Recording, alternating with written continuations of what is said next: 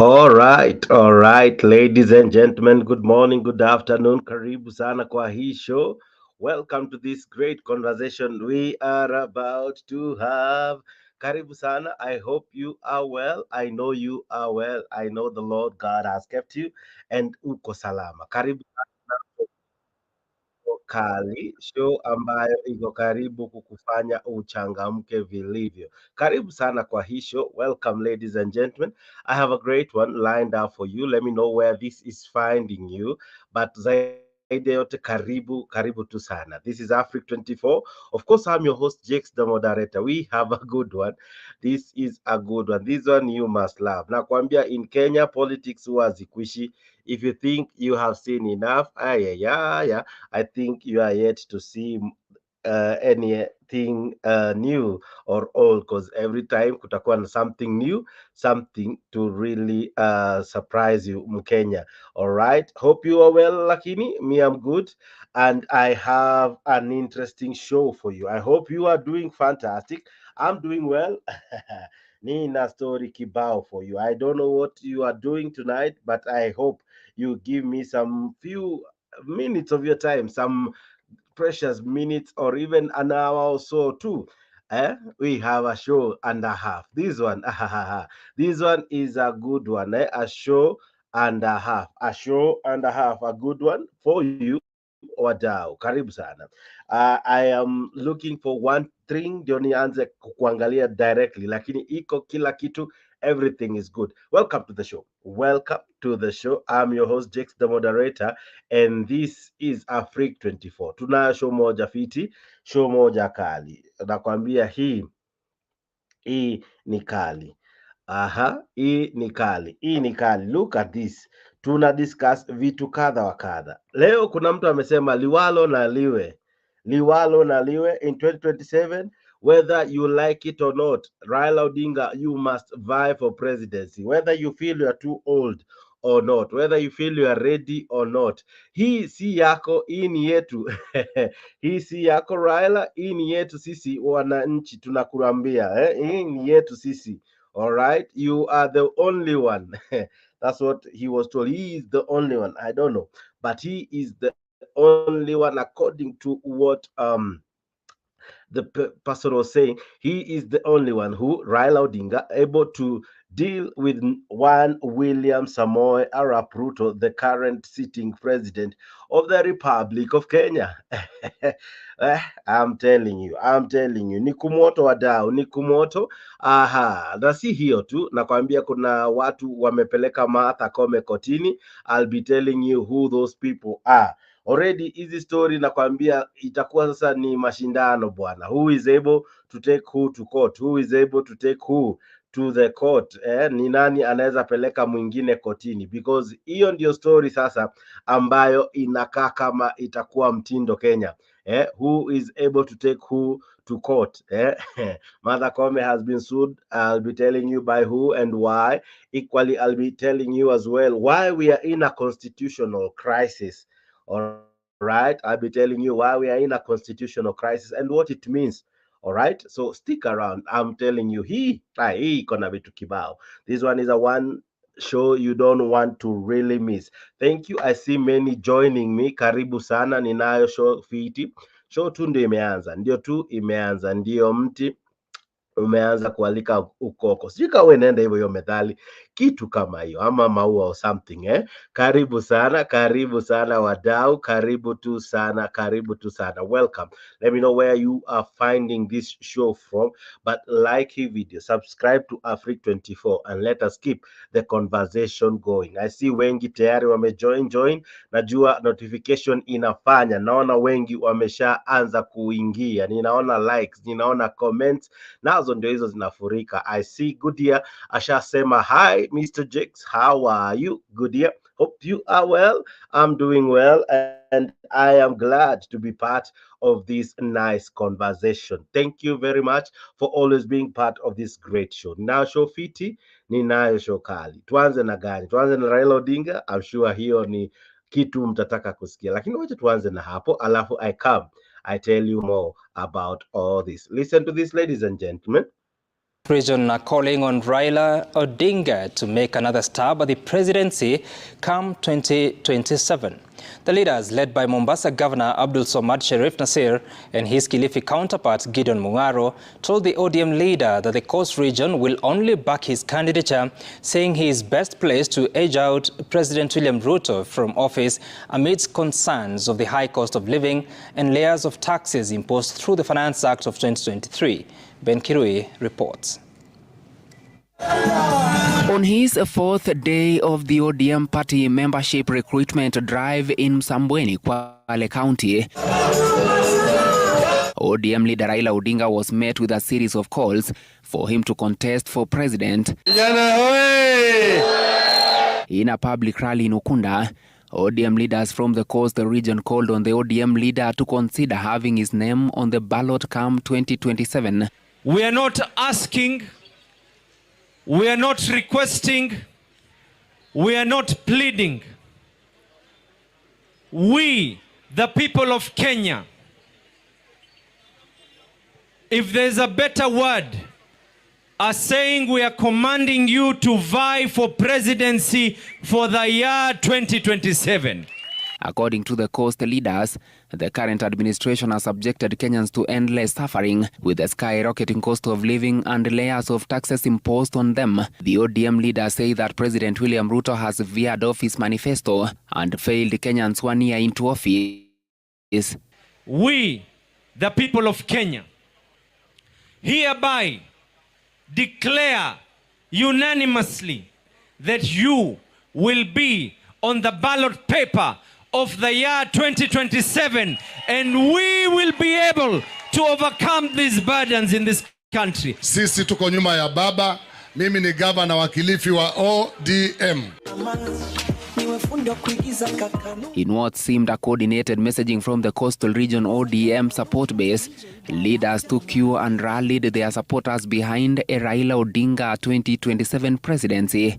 Kati yenu wangapi mnasema Baba Raila Amolo Odinga 2027 tumrudishe tena asimame kama president? Yone kwa mikono. Hii serikali ya William Samoei Ruto wamekufa maji, wametengeza kila aina ya formula kuweza kufufua uchumi wa taifa la Kenya, lakini wameshindwa. Kenya tutajikomboa sisi wenyewe na hakuna mtu mwingine atatukomboa. Lazima tuzungumze kwa sauti moja.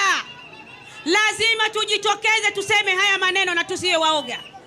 Imefika wakati. Despite the endorsements, Odinga cautioned against premature discussions on succession politics, clarifying that he hasn't officially declared candidacy for any position in the forthcoming general election. Sasa mimi nataka kuambia jamaa wameniuliza mimi kama mimi ni nataka kusimama mwaka wa 2027. Sijasema.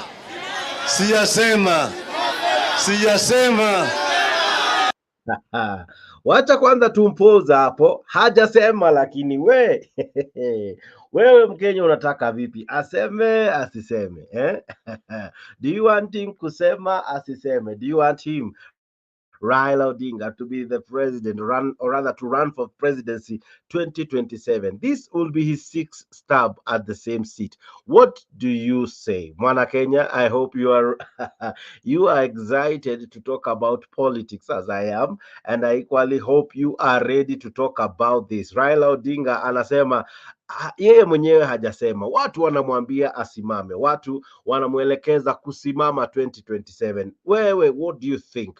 What do you think? What is your sentiments? Do you feel that he should be the man to replace William Ruto? Is he the man who can bring down William Ruto? He has tried, of course. We have seen him going against, we have seen him try against William Ruto. Kukaenda jinsi kulivyoenda, all right? Sasa William Ruto then was just the deputy president. Okay? I'm sure hizi statements naanza kusema zitaanza kukera wengi, lakini nitaisema tu jinsi ilivyo, okay? Kwa sababu ndivyo hali ilivyo. Sasa tutaisema vipi? So the president then was the DP. Na walishindana. He was a competitor just like Raila Odinga was. Unfortunately, moja akashinda mwingine. Sasa in 2027, what do you think? I know it's so premature. It's so early, but wadau, watu wa Coast leo walifanya ile kitu. I'll be showing you some guys ambao leo ilibidi waombe msamaha. Coming back to ODM, watu walibidi wamejiombea msamaha ili waweze kurudishwa kwa chama cha chungwa. But baba anadai vipi? Nataka kusimama mwaka wa 2027. Sijasema.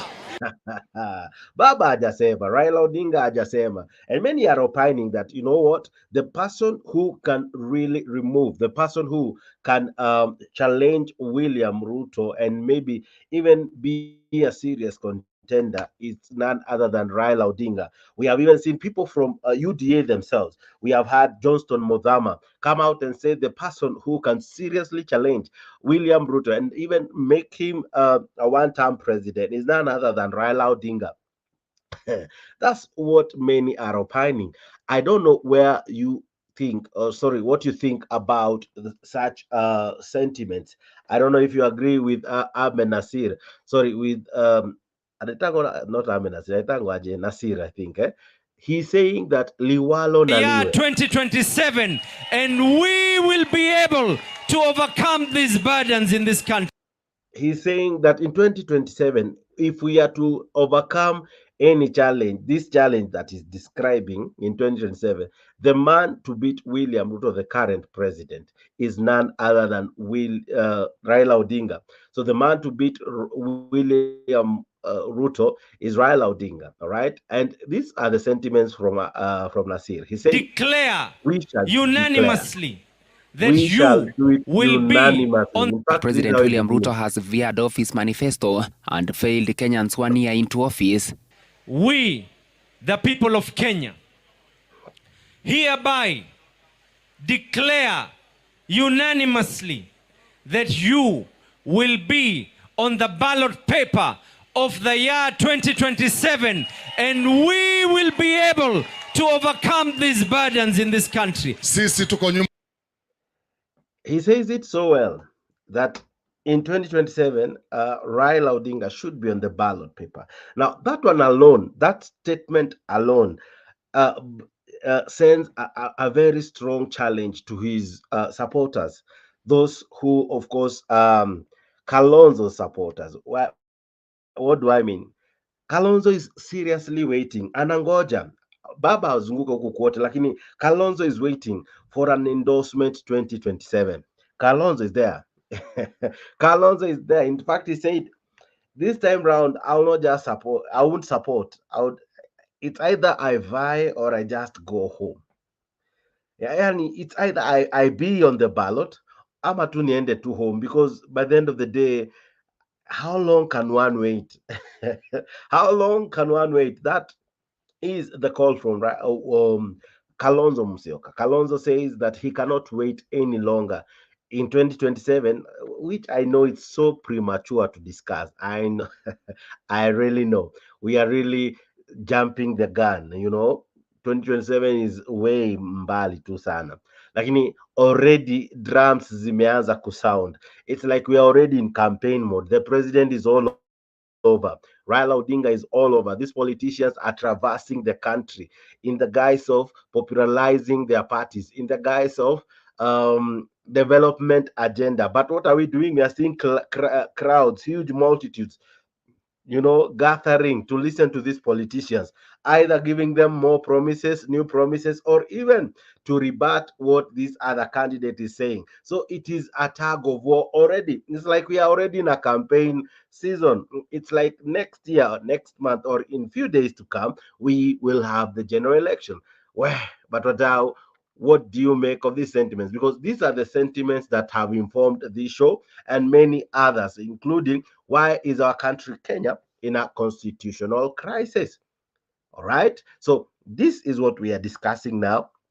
And I would like to really invite you in the show. I've sent you the link. The link to join me in the studio is there at the comment section.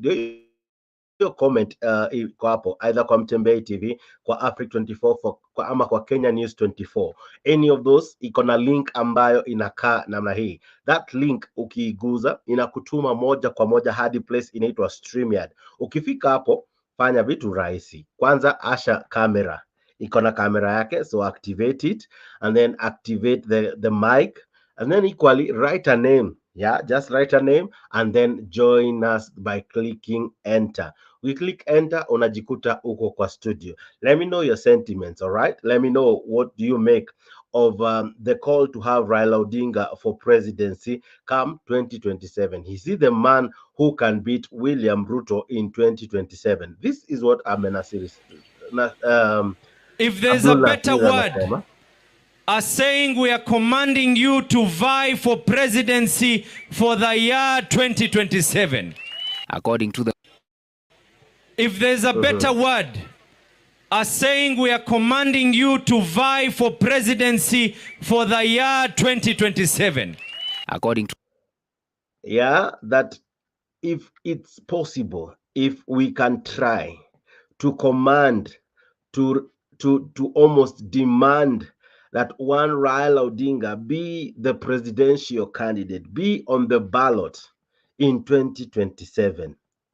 All right, what will it do to Azimio? Azimio was to have a meeting, I think today, or was it to be tomorrow? I think today. It was postponed. Yeah, the newspaper, as usual, ilisema kuko na cracks in Azimio again. And that's why that important meeting didn't happen. We'll be looking at that as well. And what does this mean? If Raila Odinga was to really come out and say, I will vie in 2027.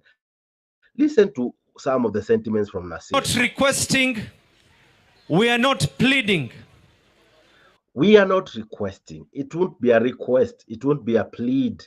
It's almost like a demand, almost by force. All right, that is the sentiment, that it won't be a request, it won't be a demand, it won't be a request. We won't be requesting, we will be demanding. All right, so he was trying to say atuta kuomba, atuta kukubembeleza, itakuwa ni almost kwa lazima. All right, requesting, we are not pleading. We, the people of Kenya, if there's a better word, are saying we are commanding you to vie for presidency for the year 2027. According to the coast leaders, the current administration has subjected Kenyans to endless suffering with a skyrocketing cost of living and layers of taxes imposed on them. The ODM leaders say that President William Ruto has veered off his manifesto and failed Kenyans 1 year into office. We, the people of Kenya, hereby declare unanimously that you will be on the ballot paper of the year 2027, and we will be able to overcome these burdens in this country. Sisi tuko nyuma ya baba. Mimi ni gavana wa Kilifi wa ODM. In what seemed a coordinated messaging from the coastal region ODM support base, leaders took cue and rallied their supporters behind a Raila Odinga 2027 presidency. Kati yenu wangapi mnasema Baba Raila Amolo Odinga 2027 tumrudishe tena asimame kama president? Yone kwa mikono. Hii serikali ya William Samoei Ruto wamekufa maji, wametengeza kila aina ya formula kuweza kufufua uchumi wa taifa la Kenya, lakini wameshindwa. Kenya tutajikomboa sisi wenyewe na hakuna mtu mwingine atatukomboa. Lazima tuzungumze kwa sauti moja. Lazima tujitokeze tuseme haya maneno na tusiwe waoga. Imefika wakati. Despite the endorsements, Odinga cautioned against premature discussions on succession politics, clarifying that he hasn't officially declared candidacy for any position in the forthcoming general election. Sasa mimi nataka kuambia jamaa wameniuliza mimi kama mimi ni nataka kusimama mwaka wa 2027. Sijasema.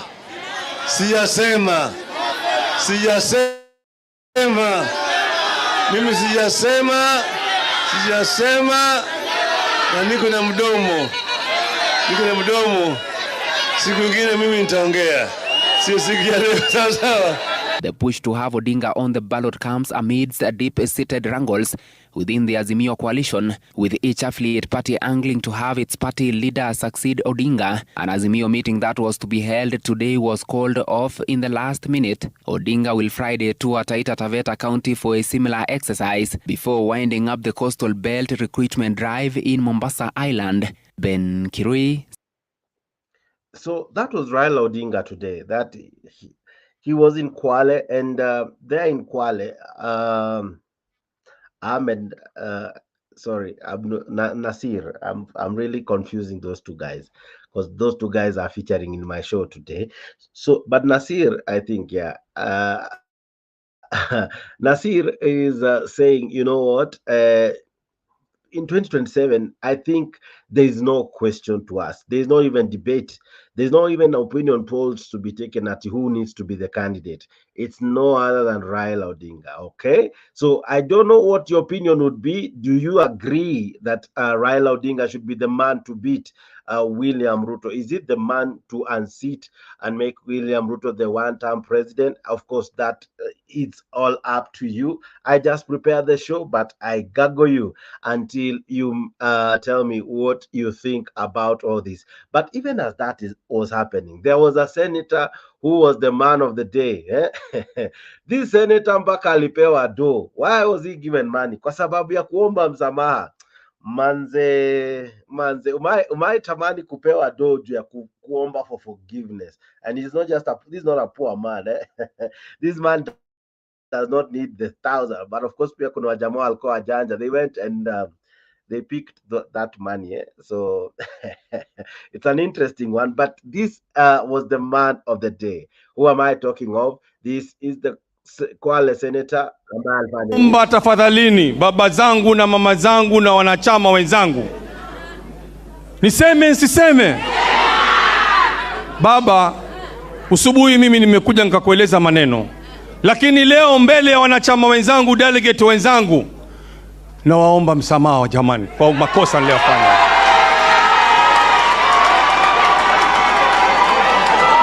Naomba msamaha.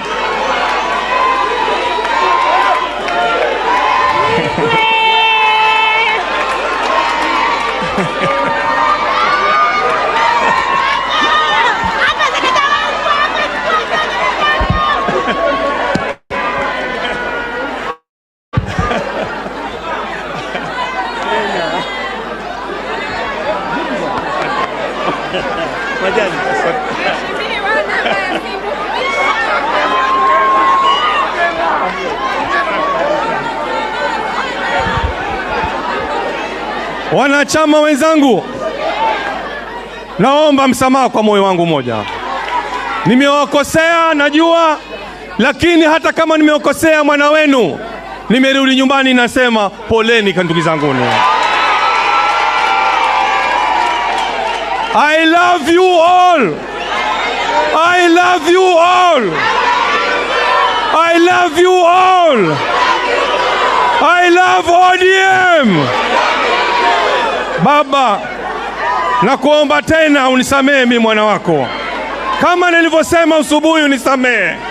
Asanteni na Mwenyezi Mungu awabariki. Asanteni. Asante kwa kunisikiza na kwa kunisamehe mimi mwana wenu. Mwana akikosea mara ya kwanza huwa ni kosa, mara ya pili huwa ni kusudi. Asanteni sana ndugu zangu ni wa Kwale. Asanteni sana. Mungu awabariki. Hebu imagine unaomba msamaha mpaka unapewa do. Manze, hili ni bamba. Hii ili ni nice, nimepose tu hapo, hiyo thao. Hiyo thao I wish uone vile ilitoka kwa hiyo kichwa. Na hiyo yenye imeingia kwa shati. I wish uone how ilitoka. I can tell you for free, by the time the senator was sitting down, the money was gone. Wakenya ni wale. All right. Thank you so much. I don't want to go to another topic. I'll deal with the first two because I already have Mr. G.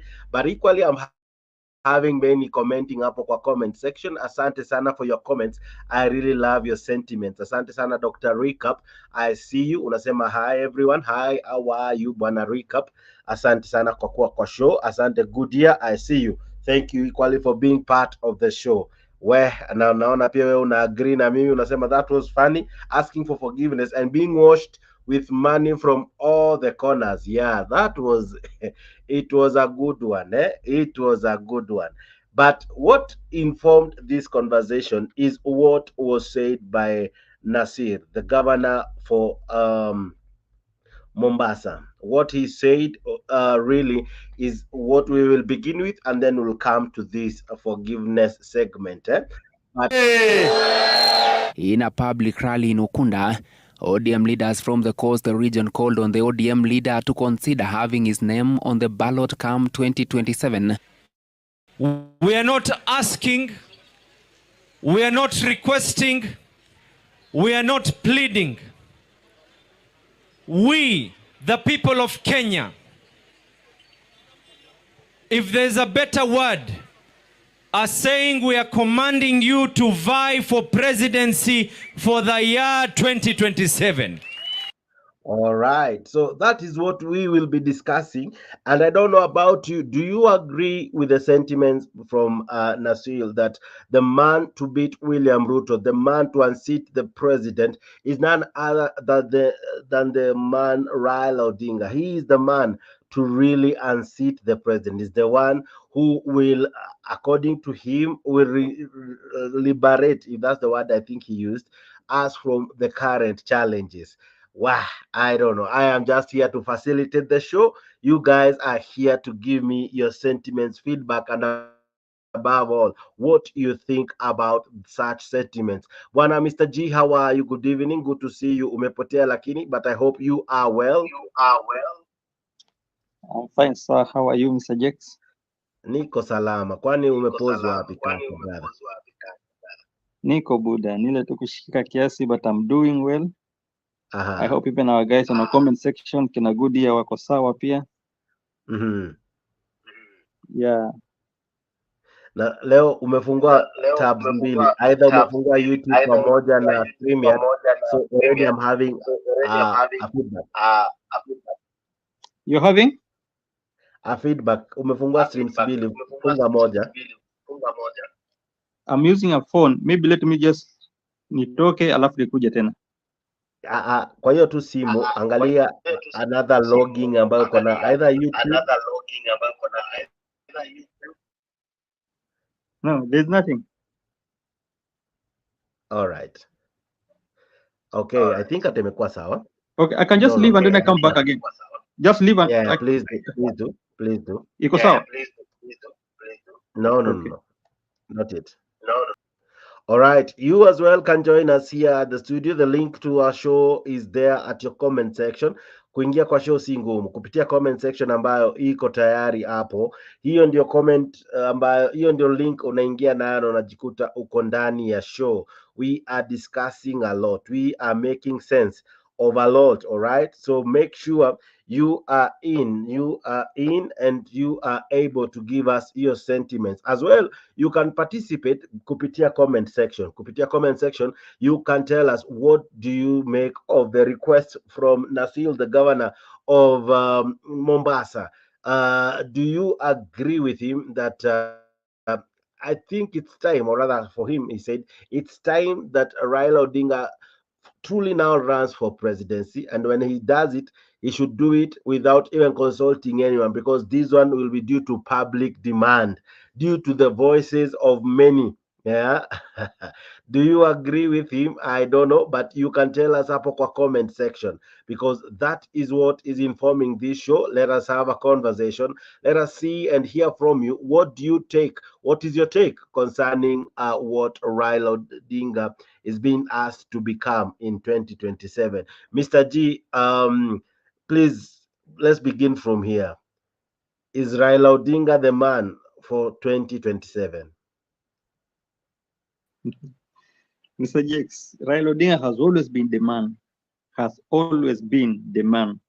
But so what what Nasir is saying, I still back it up because at the moment bado sijaona mtu ambaye ana fit that shoes ambao baba amevaa.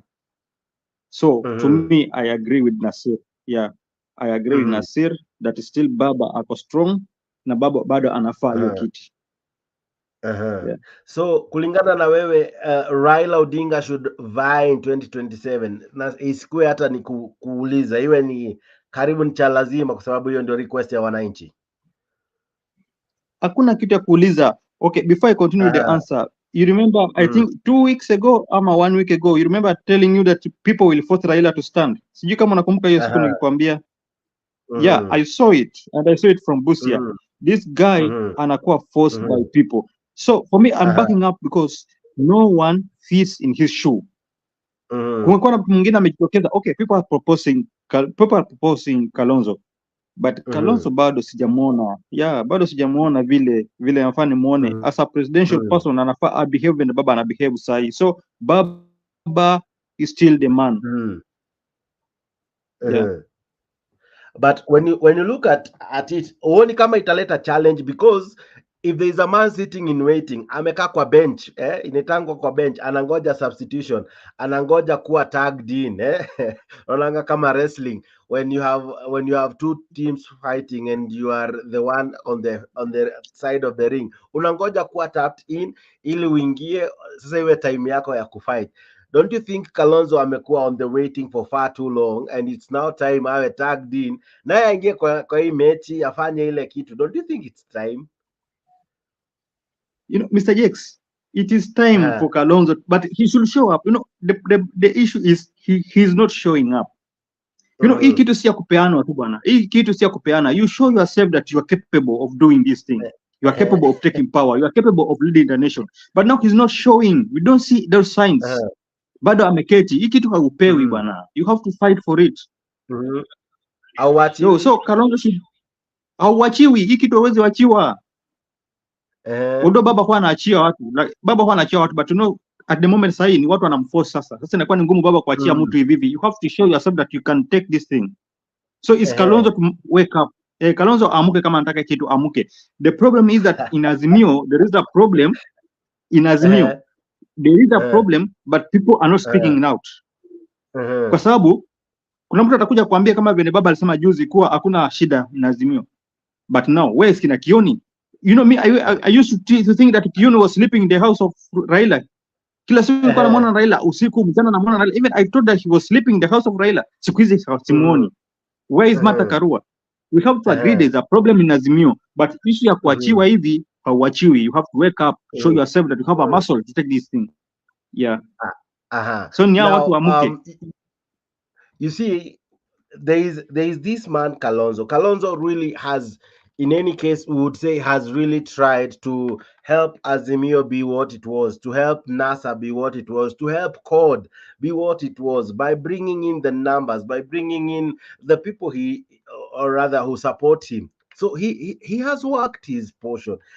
Don't you think it's equally time for him to be rewarded? At least murudishe mkono wadau. But Jakes, sasa you will be rewarded kwa kitu ambao hautaki. Atumeketi tu naimba. You know, you gave an example. You gave an example of somebody ambaye anangojea kwa mpira kupekwa awe submitted. Inaitwa ngaje? Apewe sub. Yeah. A substitute. Kupewa sub, a substitute. Sasa wewe hata haujavaa viatu, hauna hata ile nguo ya kucheza mpira, umevaa koti, umevaa tai, alafu uko pale unataka kupewa sub, utapewa vipi sub? So you have to show that you are ready to play the game, the ball. So unasema Kalonzo hajavaa sare za ball. Bado hajavaa, bado ako na tai, ako na suti bado, amevaa viatu zile nini, zile za office wear. Sasa acheza vipi mpira? All right, naona Black anasema hivi ya kwamba dreamers dream even during the day. Black rafiki yetu sana.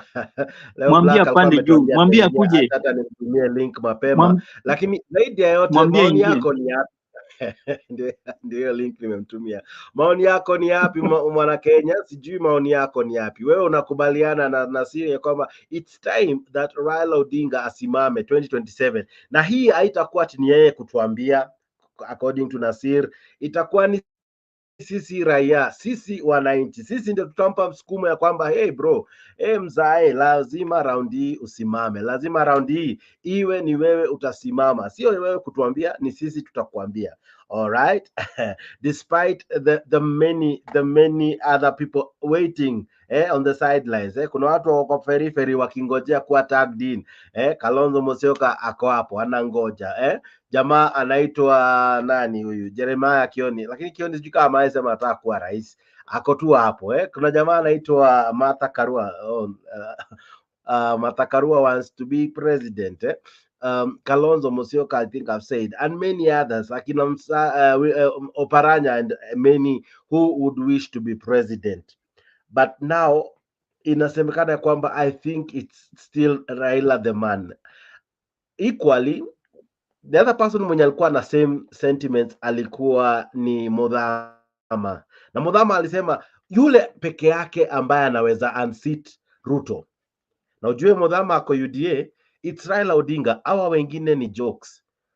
Really, Kalonzo anaweza kuwa joke, bwana Mr. G.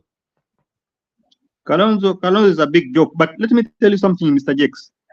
Kwanza ambia Goody aingie alafu afunge curtain asionekane. Aingie because I want to talk to him. Kuna kitu ambacho amesema hapo, akisema a free pass. I just want him to explain to me nielewe this free pass nini, because kitu ya kwanza before I come to your answer before I come to you Mr. Jakes. Goody anaongea kuhusu ata participate kwa comment, anafanya kazi nzuri. But endelea.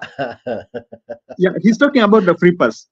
Angalia, you know what kitu ambacho to fail last time in 2027, Mr. Jakes, it is that we underrated Ruto so much. We underrated him, and the first people who underrated him, mtu wa kwanza alikuwa ni Atuoli. Unakumbuka Atuoli akituambia kwa tukate miti? These are people who are in Azimio underrating Ruto, and yet they are not giving us that help ambayo tulikuwa tunahitaji kumshinda. Angalia mtu kama nani, mtu kama Junet. Junet is somebody ambaye alikuwa he undermined Ruto so much. Na kumbe hawakuwa na any strategy ya kutusaidia kushinda Ruto. Mtu kama Joho. These are the guys ambao wali undermined this guy na tukakosa presidency. So sahi what we are talking about ni kuwa baba he's going for the presidency, but he need to put his house in order. That's why that is our call at this moment. We need people who will help us to take the presidency. Si wale watu ambao wanakuja kuunderrate Ruto, watu ambao wanakuja tu kutusitusi Ruto, watu ambao wanakuja tu kuongea kwa siji tutashinda na hatuwezi shinda. We need to plan for this thing mapema. We need to focus, our focus yote ishie. Tujue kama ni baba anasimama, and then we focus on how to take power. That is where tunaweza shinda. Lakini ikiwa tutakuwa tunamwandamani hivyo, tutakuwa tunapigwa. Sasa Goody anafaa ajue kwa tulipigwa kwa sababu watu wetu wengi they undermined Ruto na hawakuwa na plan ya kumshinda. That's why tukapoteza. Nimeona Black amefika. So, wacha kwanza kabla hata uja attack Goody, wacha ijulikane leo on record that mlipigwa. Is it okay? Usiseme tulipigwa. Hiyo kupigwa hiyo inaumiza. Usiseme tulipigwa. Mimi nimetumia maneno yako. Tumia lugha kuelewa. Tumia lugha kuelewa. No. Amekiri na kinywa kwamba mlipigwa. Sikupigwa. When I talked about strategy means yani kulinda kura yetu. You see, tusiibiwe. Guarding our votes. So wale watu they know how to change and defend themselves. No. Hapana. Tuliibiwa bwana. Kwa hii show today we have a good one. We are asking ourselves, is Raila the man to beat William Ruto in 2027? Nijuze hapo kwa comment section kama jinsi akina Goody wanafanya hapo kwa comment section. Asante sana, kazi nzuri Goody. I thank you so much. Asante pia wewe ambaye unajiunga nami, wewe ambaye una like hii video, asante sana. Pia wewe ambaye una subscribe to Africa 24, thank you very very much. Black, good evening. How are you? Hai, mambo. Samjambo bwana. Enyewe kweli umekuwa mzee. Either unalala or your voice is extremely nzito. niko kwa bed. Because baridi imenilemea. So ya. Ibidi nijiekelee kwa kitanda bana. Kunanyesha snow ama kunanyesha mvua kali? Baridi kali. Excess. Baridi kali. Alright. Wacha hii story najua itakupa joto tu saa hizi. What do you make of this statement that Raila is the man to be the president in 2027? Kwanza mambo mjambo. Wadogo zangu na the viewers back home. I hope mko poa. Hao jamaa anasema anaogopa kusema walipigwa.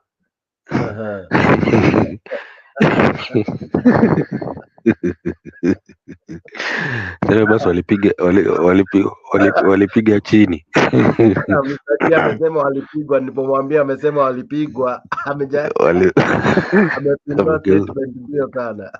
amegeuza haraka sana. Ndugu zetu wanasemaga alipigwa. Walipigwa. Walifanya ile kitu. Sasa anyway, I think inakuwa very unfair. I would have expected, like you said, warudishe mkono kwa Kalonzo. You know? Yeah, it's only fair. Nikisikia mtu akisema ati hayuko ready, how I mean that one is relative. How do you define, or what criteria are you using for you to end up or to conclude by saying that Kalonzo hayuko tayari? At the time Kibaki akiambiwa Kibaki tosha, katika ile list ambayo ilikuwa pale mbele, do you think he was the one that was at the forefront, and ile kusema out of popularity he was the best placed one? Ama ni Raila tu ndo alisema na ikawa hivyo hivyo? Because if you ask me, mimi naweza kuambia kijana wa Malwa was far much more, kusema rating, I would have placed kijana wa Malwa ahead of Kibaki, the late. But the fact that Raila said Kibaki tosha, and that was it, everybody went to Kibaki. I mean, they voted for Kibaki. So equally the same. Right now, if Raila was to say Kalonzo tosha, that's all. That's all, because if you place them on the katika ratili, wakisema wafanye hivyo sahihi, wenye wanasema 2027 outcome itakuwa the same. They will lose again, because what will if they will expect amount Kenya to vote for them, that's impossible. The least that can happen is just maybe boycott the election to vote. But if Kalonzo would vie, I think Kalonzo is still friendly when it comes to Mount Kenya. It's easier for Kalonzo to get votes ya kila mtu very easily. That is my view. So I would recommend aseme tu Kalonzo tosha. Believe you me, that day hata mimi mwenyewe nitaenda nimpigie. Hadi wewe itabidi umeamka kupigia Kalonzo. Alright. I would do that. That I can tell you for a fact. Black anasema ya kwamba Kalonzo is the man who can easily be accepted even in Mount Kenya. He's a man who, as much as unasema hayuko ready, him being endorsed and him being prepared, and being ushered to the people as the rightful candidate, watu watamu-embrace too, and he'll be the easy candidate to sell across the country. What do you make of such a sentiment from Black? I agree with Black on that issue. You're saying that maybe Baba Sema Kalonzo tosha, but remember we cannot compare Kalonzo at this moment with how Nani alikuwa with Kibaki. By that time Kibaki alikuwa na namba yake from Central Kenya. They were behind him, Kalonzo, even though he was not the best at that time. Yeah, he was not the best at that time. But by Baba saying Kalonzo tosha na ile backup ambayo alikuwa nao from Central Kenya, and now the Nyanza and Western and the other counties. That's when tulipata nini mapema sana. Now let me go to what he said. He said that it will be unfair if we cannot rudisha mkono to Kalonzo. You know, Black, what I'm trying to say ni kuwa Kalonzo, yeah, he can stand for presidency, sijakata. He can stand for president, but for me, I'm still seeing him as a weak man, a weak person. Not wicked, I'm talking about weak, and ile bado hajaonesha that marshal as a person ambaye anataka that thing. You know, if angekuwa ni mtu ambaye ako serious anataka kitu kwa sahi, tungekuwa tunamuona kila kona aki-marshal watu, akijaribu kuconvince watu wakuja on his. Unaona vile baba anafanya? Baba is selling his party kila kona, kila mahali. Even though ukweli ni kwa baba amezeka, he need to pass the mantle to another person. But the problem is that we don't see somebody who can fit in his shoe. Okay, unasema kwa baba aseme tu Kalonzo tosha. Yeah, baba atasema Kalonzo tosha. But how many people believe in Kalonzo? Look at the stronghold ya baba. How many people believe in Kalonzo?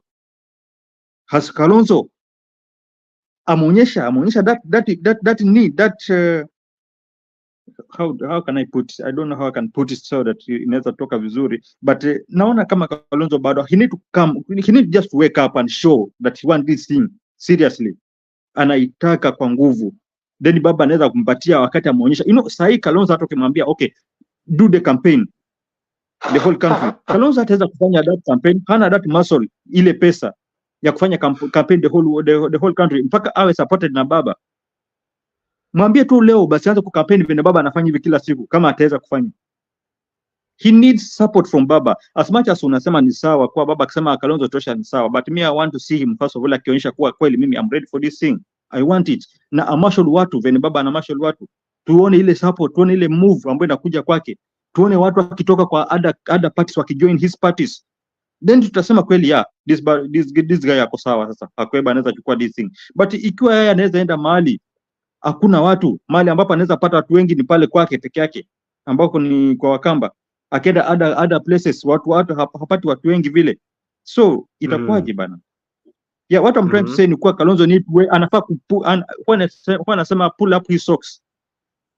Yeah, he should pull up his socks kama anataka kitu, because always baba amesema atapeana. Leo watu wameforce baba kuwa asimame. Baba akasema nini? Akasema no, mimi sijasema, ni nyinyi mnasema.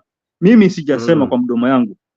Yeah, but when time comes, I will say, nitasema kama nitasimama. And I know baba anataka apatiane that seat to another person. The problem is that we don't see that person who is he ambaye anafiti pale. That's why I was telling Black, si ati tunadarau Kalonzo, si ati tunamdarau, hatumdarau. He need to pull up his socks. Kuonyesha kwa really I need this thing. All right. Now, Mr. Black, let me ask you. Kulingana na Mr. G, anasema ya kwamba Kalonzo hajaonyesha umaarufu, or rather nguvu ya kutaka, like ako tu lakini anasleki kwa ile lugha ambayo umenifunza leo, anaregarega, amerelax tu, anapozi. All right? Hajitumi. Lugha mzuri anangoja kupewa, anangoja tu kupewa kijiti shika. That is what I can use. All right. So Black, do you agree that anangoja, and what do you call this person? What can Kalonzo do at least ile onekane anaweza kweli amefika, ana nguvu ya kujituma na ya kufanya yeye mwenyewe kuwa rais? Kwa sababu of course I agree na Mr. G, hatumuoni akijituma, hatumuoni akifanya mikutano, na akifanya sana ziko tu ukambani, which is true. Atumwekelei, it is true. So what does Kalonzo need to do ili aonyeshe kweli he's ready for this seat? And alisema 2024 ndio mwaka atafanya hivyo. So Black, what do you say about that? No, I think people are misunderstanding Kalonzo. Kalonzo is a very humble man, at least in my view, as to venye mi umuona. Anaka mtu moja humble. He's not the type ile kuwa confront watu ama confront vitu. No, he doesn't seem to be that type. So if people are expecting to see him and all over the media being aggressive, I don't think that has never been Kalonzo's type of politics, because each politician usually has their style, just as Kibaki was. Kibaki was never aggressive, you see, but he still came through, isn't it? So they cannot put the characters of Raila and want to use them as a standard measure of declaring someone as to whether is fit to be a leader or unfit to be a leader by the characters of Raila's aggressive type of politics. That is entirely wrong, you know. So I disagree with Mr. SG on that. And then secondly, the fact that you don't see things being shown in the media does not mean that things are not happening in the background. That is the one thing that people fail to realize, right? So we don't know what he's cooking. Kalonzo is not silly. He's not foolish. He knows what he's doing. Yeah. So that's what I just wanted to say. Usipime karakta ya Raila tuitumie kama standard measure ya kuweza kujua kama Mr. Jakes anafaa anatosha ama hatoshi. Kutumia characters za Raila, no. The aggressive type of politics, no. All right. That is interesting. Yes. Before I give you, Mr. G, a right of response, kidogo tu, I equally have my good friend Najita Squeezy, Wrecked Sheep, na nitamuita tu hivyo. Wrecked Sheep, how are you? Good evening. Hope you're well, my brother. I'm good. Can you hear me? We can hear you quite well, sir. Hope uko sawa? I'm good. All right. Now, today, Nasir, the governor of Mombasa, said when it comes to 2027, it will not even be a negotiation.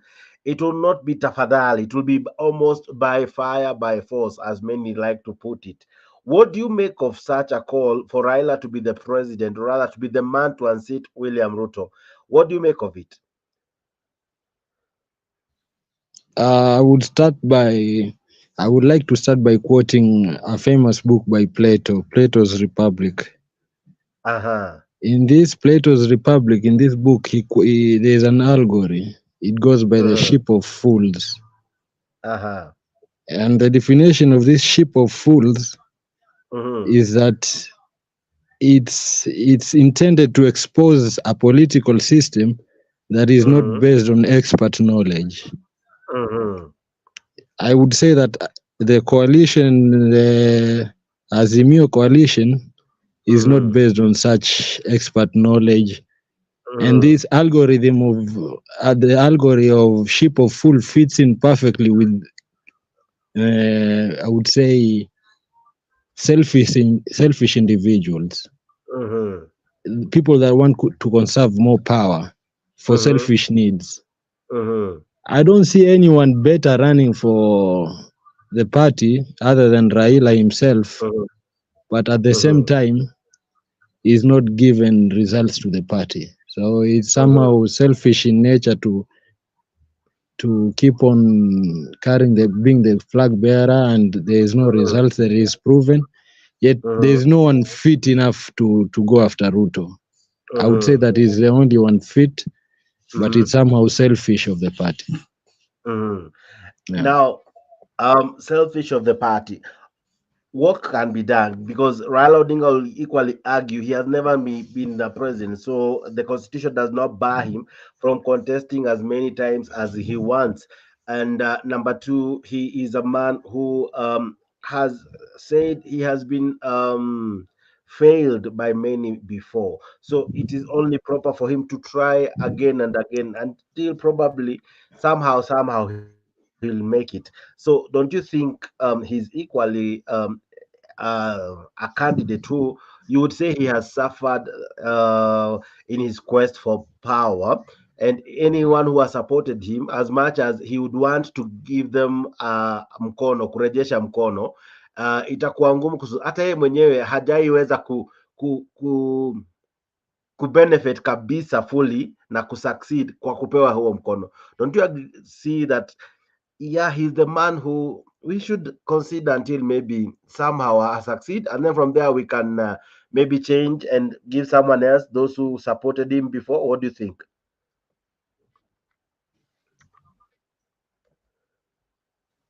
The funny thing in this allegory of ship of fools is that it's a disfragmented ship. It's just sailing on the water, and no one really knows how to be captain. So everyone comes up with an expertise or opinion on how to guide the ship, but at the end of the day, is that the ship has no captain. No one really knows how to steer the ship. So everyone is trying his luck. But the reality of the fact is that the ship has no captain. It's a disfragmented ship. It's sailing. It's just sailing on water. So it's more like Azimio. It's disfragmented at this moment, and everyone wants to be the savior of it. Yeah. All right. Interesting. Mr. G, what do you make of those remarks? That number one, Azimio could be a wrecked ship yenye haina anyone mwenye anaweza take charge fully, kwa sababu none of them has the ability to be a captain, and the captain himself haja succeed kufikisha meli kwa inaitwa kisiwani, mnaitanga aje huko Mombasani meli inapodok, what do you call that in Swahili? But you understand what I'm saying. Bandarini. Yeah, hajaifikisha bandarini. Sasa Captain Raila hasn't succeeded. The juniors, akina Kalonzo, can they really make to be captains? And that's why he's calling it ni meli ambayo imejaa watu ngumu sana iko na theory yenye ni ngumu sana kusema who can be president, who cannot, because it's a theory. He calls it a theory of fools. I'm yet to read that book. I wish you can say it again. I'll look for it. It's an allegory in Plato's Republic. Republic. All right, I'll look for it. I think it's a philosophy book. But yes, Mr. G. All right. Yeah, I think I also need to read the book, because when he talks about the ship, the foods, and the ship, I think I need to read the book also to understand what he's trying to say. But I can agree with him in part of the sentiment ambayo amesema. But before I come to what he has talked, let him go back to what Jack Black said. Black talked about the issue of aggressiveness. Na akasema kuwa Kalonzo is not Kalonzo hatutamuona kwa that aggressiveness, but he's the person who fits for that thing. Let me just answer him by asking just a question, but asijibu kwa sababu nataka kwanza nimalize swali yangu, nimalize mambo yangu ndio ajibu. The first question ambayo nitauliza ni kuwa Mr. Black, how many times did Ruto visit Central Kenya in a week? Now, which strategy did he use kutoa watu kutoka kwa Uhuru kuja kwake? Because as much as sisi watu Azimio tunasema kwa Central Kenya voted for us, it's true, Central Kenya voted for us, but a big number voted for Ruto. Now my question is, which strategy did Ruto use kutoa watu kwa Uhuru? Manake mpaka kwa ile nini yake, mpaka his MP, the MP of Uhuru ni mtu wa UDA. Which criteria, which strategy did he use to take those people from him na akaleta kwake? If you're not talking about aggressive, because for me, I think Ruto alikuwa anaenda Central Kenya almost 5 times, almost 4 times a week. Now that shows aggressiveness. Ruto fought. Hata kama alikuwa anatumia uongo, ukweli, alikuwa anatumia uongo, lakini hiyo uongo yake ilimwezesha kuchukua watu from Central Kenya wakamkubali. You see, so sisi Azimio tutalia, tutapiga kelele, but it's true that in Central Kenya those people voted for Ruto. Even us tulipigiwa kura, but hatukupigiwa nyingi kama ile ambao watu wa Central walimpigia. Why? Because Ruto was aggressive. That's why he was able kuchukua watu kutoka kwa kwa Uhuru. Hao watu walikuwa wanapenda Uhuru sana, but he was aggressive. This aggressiveness na ile passion ambayo alionyesha kwa mimi nataka kitu. But what I hated him ni pale wakati alianza kutusi Uhuru, wakati akaanza kumdea, because he was his deputy president, na tunamuona alifika mahali anasema wewe usiniletee, wewe usinichezee, wewe sijifanya nini, anamuongelesha kama mtoto. Hapo nilifanya nikamkasirikia sana. Another thing, for me, when I say kuwa Kalonzo bado hajafikia pale, even I admit, even Mr. Jinake Sioni, our new guy, okay, you told us that he's not our new guy, but soon, Sioni Jinake sana ngumu. All right, yeah, rhetoric. Okay, so even yeye pia amekubali, amesema kuwa amesema kuwa in Azimio at least ni kama hatuna captain. Hata captain ambaye tuko naye hajatufikisha mahali tunafaa tufike bandarini. I can say that is not true. The truth is tumefika bandarini, lakini shida ni kwa the soldiers ambao wanafaa tusaidie pale ndio tumekosa. Captain anatufikisha kabisa. Let's go back to 2007. 07 hii kitu tulishinda, but tulinyang'anywa mpaka mtu akapishwa usiku. And yet our constitution haiallow mtu kuapishwa usiku. Mtu aliapishwa usiku akiwa ametuibia live. Captain akawa ametufikisha pale. 2013, 2014, and 2017, in fact ya 2017 na ilikuwa nullified kabisa. Kumaanisha kuwa our captain is able kutufikisha mahali tunafaa tufike. The shida ni kuwa our soldiers, wale ambao tuna trust kwa watatusaidia. Those people who can guard our votes. Those people who can fight for us. Unaona vile alipigana, unaona vile 2022 vile Olekina alipigana pale. Tungepata watu kama 50 hivi wanaweza piga watu vichwa na hizo marungu. Tungepona. Lakini sasa tunapata mtu mmoja alafu anakosa backup. That's where we go wrong. Back to you, Mr. Black. Mr. Black, the question would be 2017, was the election nullified because Raila had won, or it was nullified because there were irregularities in that election? No, there were irregularities in that election, and So the irregularity, it's not because he had won, because the irregularities were, you could not tell which side had done what side. So at the end of the day, it was just considered as irregularity by the body that was governing the election, or rather overseeing the elections or overlooking the election. That's it. It's not that they had won or lost. No, that's it. Because you cannot declare yourself a winner if the election itself has irregularities. That's the reason. That's it. Okay. Yeah. So 2017 should not be in question. Now let's come back to this.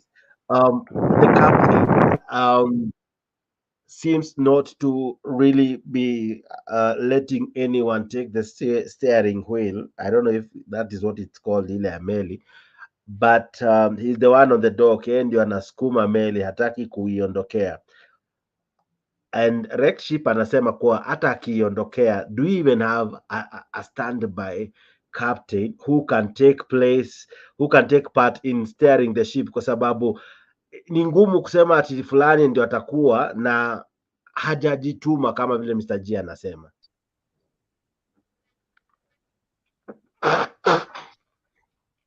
Ni swali ya nani? Ni yako Mr. Black.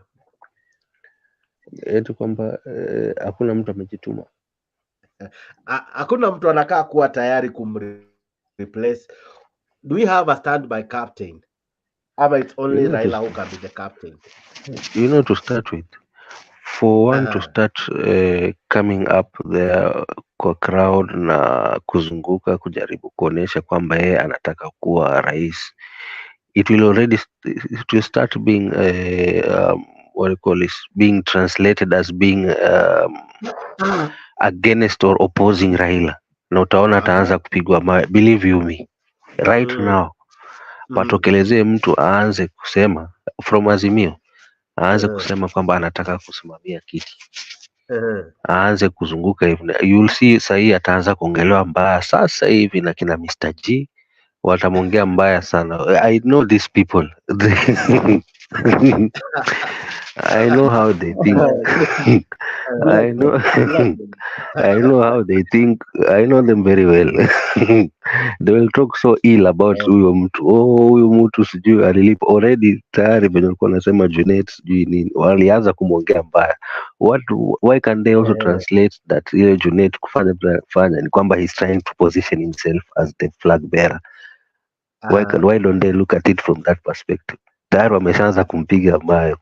I know these people, so regardless of whoever comes hapa aseme eti anataka kuonesha aggressiveness, ajitolee ajioneshe kwamba anataka kuchukua hiyo position ya Raila, kina Mr. G na wenzake watageuka waanze kumtukana huyo mtu, kumpigia hapa tu seti ni nini. All right. So I know these people.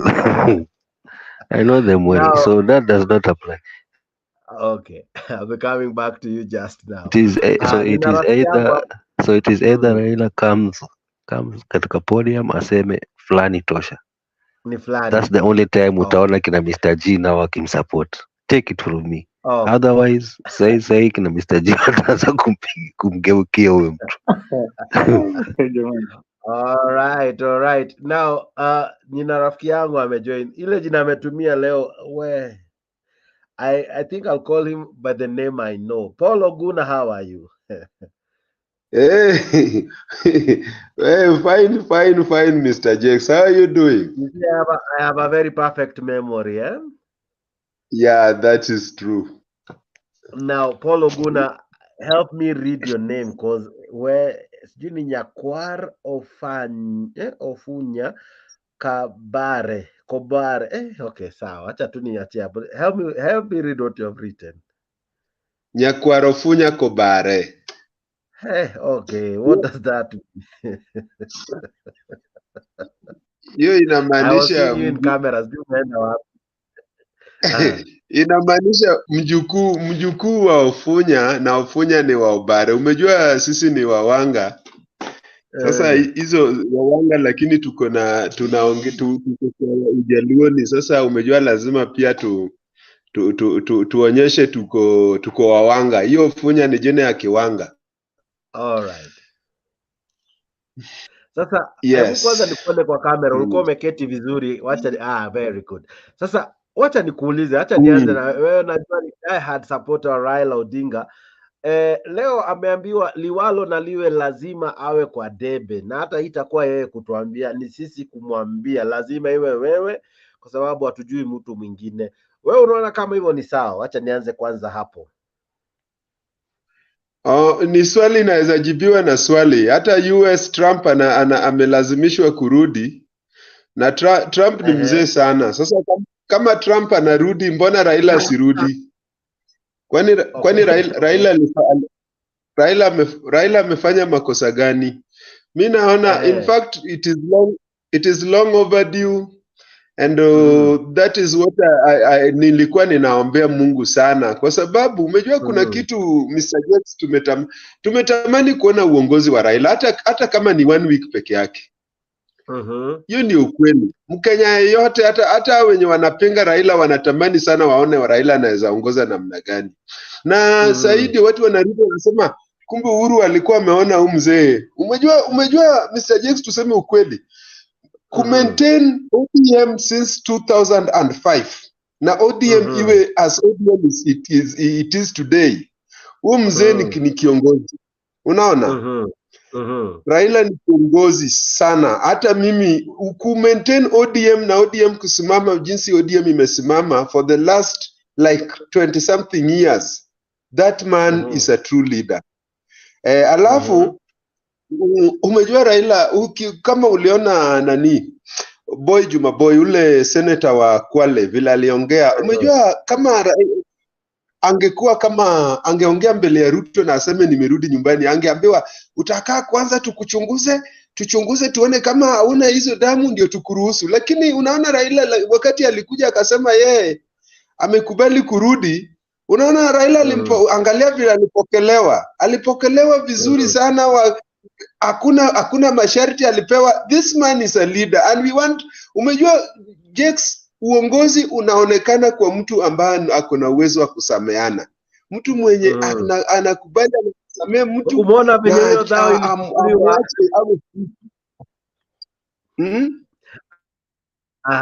endelea pole, nilikuwa nakuonyesha mahali pesa ilipotea hapo.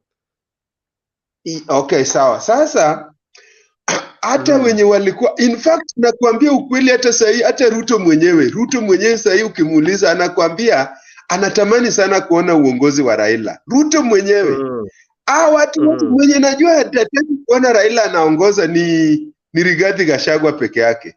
Lakini hao watu wote nimeona gavana wa Mshomba sahi nilimuona kwa KTN News.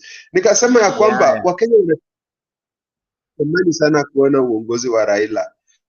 Jamani, wacheni turuhusu mzee aongoze, hata kama Akina Kalonzo wanaweza ngoja, na hata wasipokuwa rais, umejua akina Kalonzo hawana msukumo, hata wasipokuwa rais hakuna kitu tutakuwa tumepoteza. Hawa watu wenye wanatamani kuwa wa viongozi hao, hata wasipokuwa, there is nothing we will miss and we will not lose anything. Lakini tusipopata uongozi wa Raila kuna kitu tutapoteza, Jex. Hata we mwenyewe unasema sasa hivi mahali mkapo kwa studio, unasema Raila asipokuwa kiongozi wa Kenya kuna mahali tutakuwa tumepoteza kama taifa na kama wananchi wenyewe.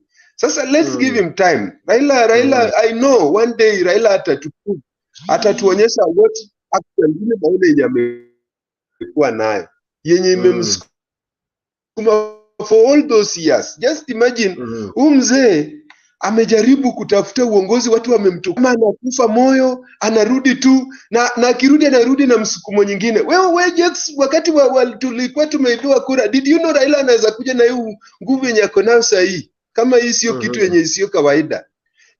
Wewe mwenyewe uliamini kwamba Raila kuna siku moja atakuja na hii nguvu yenye ako nayo sasa hii? Huyu mtu tusiangalie huku mara tujiulize sijui nini, sijui ni Wajaluo anatakanga aongoze, sijui ni Waluo anatakanga aongoze. This man ni kiongozi ambao Mungu mwenyewe alitupatia. Let us give him chance. Wacha tumruhusu atuongoze, tuone uongozi wake inatupeleka wapi. Asante. Alright, nitakuja kwako na maswali kadha wa kadha. Naona Bwana G anainua mkono. Yes, Mr. G. You know, Jex, I agree with what our guy amesema, Mr. Okwara amesema, but there's something ambao amesema kuwa baba ana hug huyu jamaa alikuwa ni mtu wa UDA na baba ni mtu ambaye anapenda watu and that's why he was ready to hug him. Hapo ni mali nilikuwa nataka kuguzia. You know, it's true, baba anapenda kuhug watu hata kama mtu amemkosea. Baba anapenda kuhug watu. But when you read 48 Laws of Power, I know you have read the book, Mr. Jex. I think it is number 12 ambayo inasema use selective honesty to disarm your enemy. Sijui kama your victim, sijui kama ushasoma hiyo part. Number 12. Yeah, inasema use selective honesty to disarm your victim. Okay, sijasema kwa jamaa amekuja with a wrong agenda, but what I'm trying to say ni kuwa baba should baba ajifunze at least ajifunze kujua mtu before aanze kumhug. Because some people umeona sasa hivi na watu wengi sana wanakuja kwake, wengi sana na hug, na pale tunaweza kuwa na wengine ambao wamenimori kwa mtume na Ruto. You have to come and learn something from us, come to disarm us, come to harm us. What I'm trying to say is not that napinga kitu ambao Okwara amesema. What I'm trying to say ni kwa baba should be careful with these people ambao wanakuja kila wakati, wanakimbia wanakuja kwa baba anasema amekuja. So as much as tunataka wakuje, but we need to be cautious. Wanaweza tumika kuja kama wakuja watu frustrate kweli. Alright, so unasema ya kwamba baba anafaa awe careful hug watu ama I have not understood what you have said. No, what I'm saying ni kuwa as much as tunachukua watu but awaangalie sana, asiwaeke karibu sana kama ameweka kitambo. Wanaweza kuwa wengine wametumwa kama mods. They are coming to learn what we are fighting for. They are coming to learn our plans, our strategy, ndo wapelekee Ruto. So we should be careful so much watu ambao wanarudi saa hii. So umesema baba should kuna hii statement umesema, oh my goodness, sorry for that. Oh my, all right. I think nimefanya kitu hapa kwa studio tricky, but I think nimeweza kuifanya. Hivi ndio umesema rule number 12 that use selective honesty and generosity to disarm your victim. Unaweza tusaidia kungamua hiyo statement ya 48 rules of power? Of course. Okay. What I'm trying to say ni kuwa use selective honesty to disarm your victim. You know, one sincere honesty moves will uncover a dozen of dishonest ones. Anytime una pretend kuwa honest person, anytime you pretend to be a royal person, anytime you pretend to be generosity, that thing can inaweza badilisha akili ya mtu ambaye alikuwa anakuazia mabaya akafika you are the best person. And because of that, anaweza tumia that strategy, akuje ajifanye ni rafiki yako, akuje ajifanye yako karibu na wewe, kumbe he just came to learn something from you, to destroy. That is what I'm trying to say. He may use honesty, Anaweza kuja kama a honest man, anaweza kuja kama a friend again, anaweza kuja kama a person ambaye anakuja kukusaidia, kumbe ametumwa akuja akuangamize. Yeah, this is the law of power, and Baba should be careful because they will use it. Okay, interesting. Now, Bwana Oguna, allow me to ask you this. Kuna wakati ilifika tukasema Kalonzo tumwachie kwa sababu amesimama na baba. Na hata baba kuna wakati alisema alikaa nikana kwamba anataka kumwendorse, kidogo kidogo akapindua msimamo, oradha akafafanua zaidi Kenya alikuwa anamaanisha. Hakuwa anamwendorse, alikuwa anasema tu ni jamaa ambaye amekuwa loyal, ni jamaa amekuwa mzuri, so si jamaa mbaya. Kulingana na wewe, hatuwezi pia fikiria kuhusu watu kama Kalonzo? Mr. Jex, katika boma yako kama unataka kuenda safari na umeita watu kwa unataka kuwaachia nafasi wa kulindie boma, wa kulindie mambo yako, na kuna mtu unaona ako so anxious, anasema lazima mimi ndio niwe ninabaki kulinda hii boma, jihadhari na huyo mtu. Kwa nini anaona ni lazima tu yeye ndio alinde boma? Huyu mtu ako na hidden agenda. Umejua loyalty, hata wakati babako alikuwa kuna ile movie ya ule Sakal, sijui ni na kwanga movie wa India. Kuna jamaa alikuwa anaitwa Sakal, aliua baba yake ili apate mali aenda aoe nayo.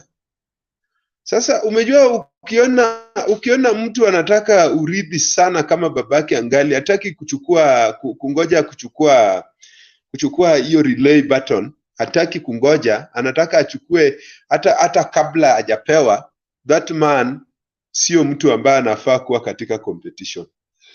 Kalonzo sio mbaya, but Kalonzo katika miaka yote ambayo tumewahi kuwa karibu na yeye tumegundua ya kwamba sio mtu ambaye anataka kungoja, ni mtu anakuanga na speed sana. Na hiyo inamharibianga siasa. Kalonzo ni mtu mzuri, alafu Kalonzo anaongoza watu ambao wako na msimamo. That's why nina respect sana wa jamii ya Wakamba. Wakamba ndio namba 2 kwa msimamo Kenya hii. Ukitoka kwa Wajaluo unaenda kwa Wakamba. Kwa sababu ndio watu wamekubali liwe ni walo, hata kama ni njaa, hata kama ni nini, sisi tutabaki mahali tumekaa. But sasa saa zingine tunakuanga na viongozi ambao pia wako overambitious.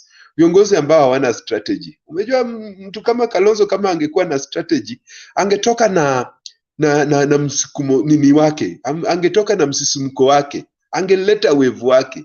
Lakini yeye anataka kuride kwa wave gani? Anataka kuwa president.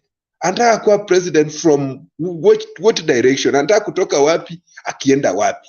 Amesimamia nini? Umejua pia uongozi Ruto alikuja alisimamia bottom up.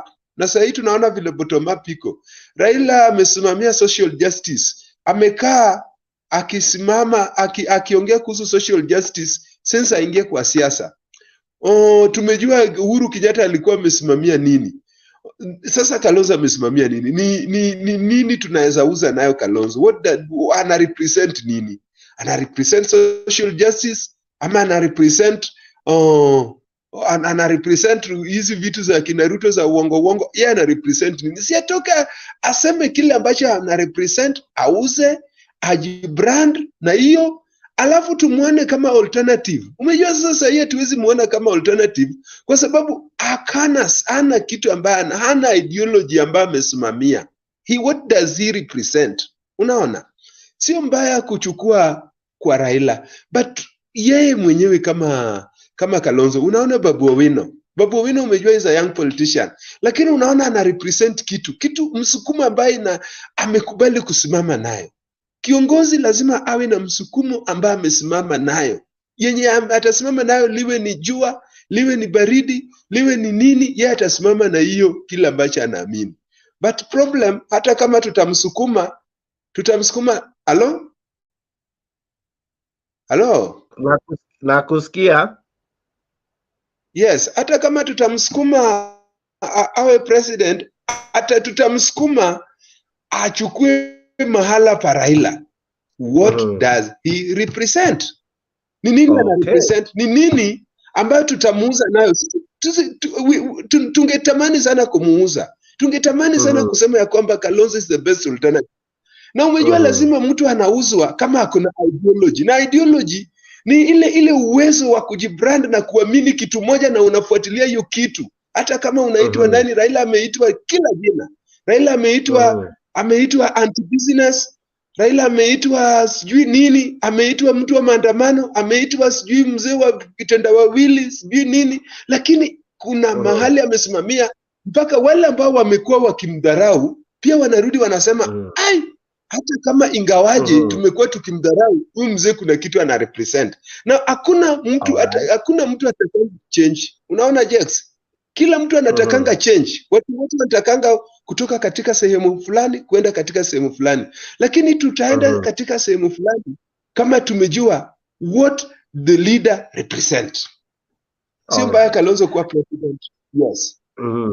All right.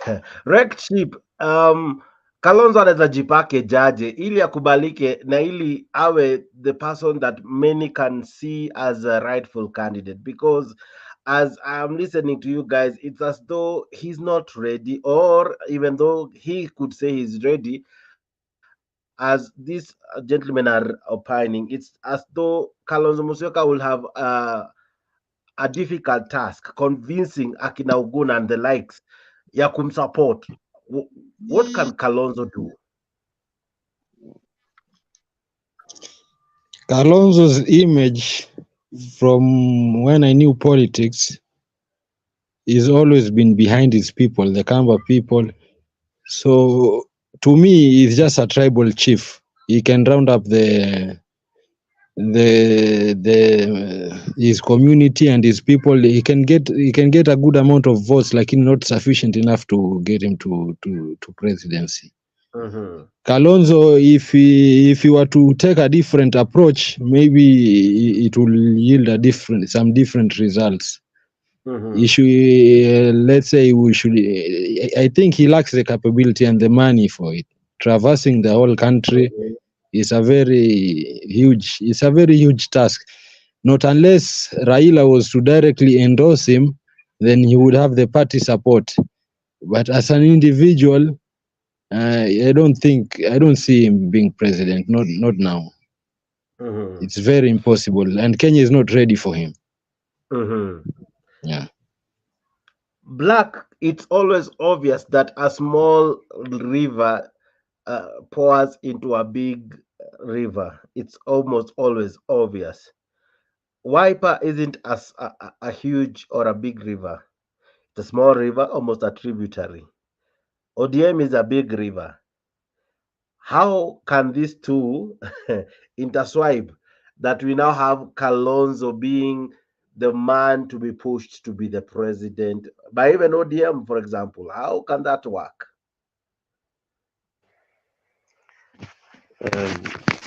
First of all, before I answer that, I would like to ask a question, then expect an answer later from the Wrecked Sheep when he says that Kenya is not ready for Kalonzo. With which parameters does he say that? That will answer when his time comes too.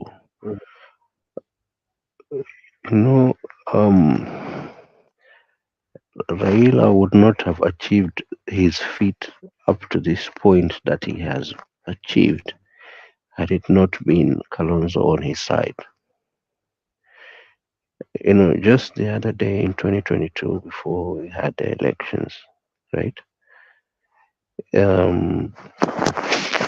Kalonzo had decided to go and chat his way, right? Then we saw the likes of Mr. G and his friends and other brothers who are not here present, so I will not mention their names, talk about how Kalonzo should go back and support Raila. That is how strange these fellows can be, right? At this point now, that Kalonzo needs them, they are saying that Kalonzo should find his own way. And if he decides to find his own way, come 2027, they will return back and still again start requesting Kalonzo to go back and back Raila. I mean, that is how strange these fellows can be.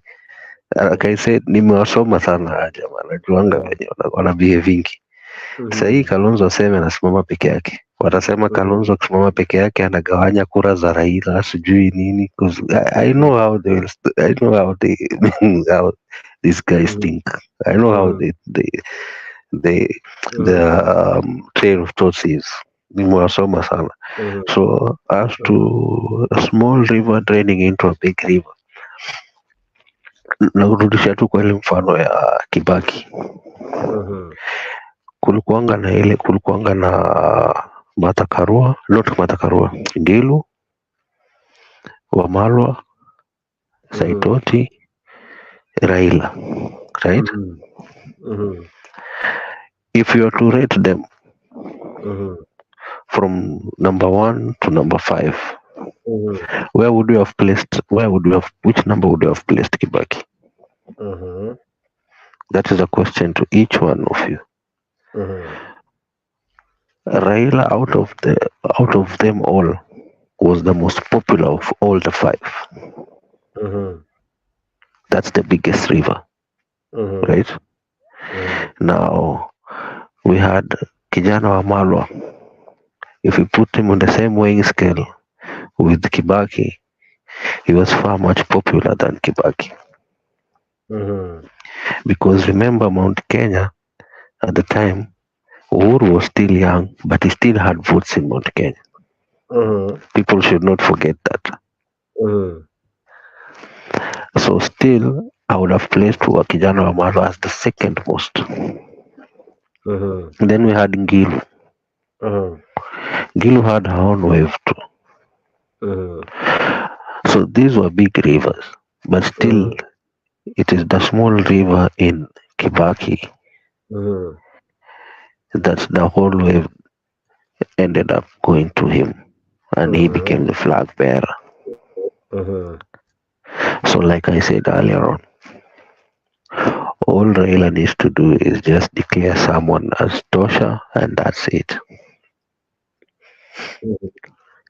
So regardless of being a big river and the other one being a small river, it directly shown in 2002 that it's possible, it can be done, and it was done.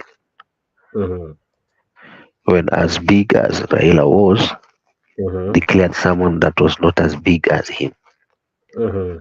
Ungeweka kwa mizani, kwa ratili,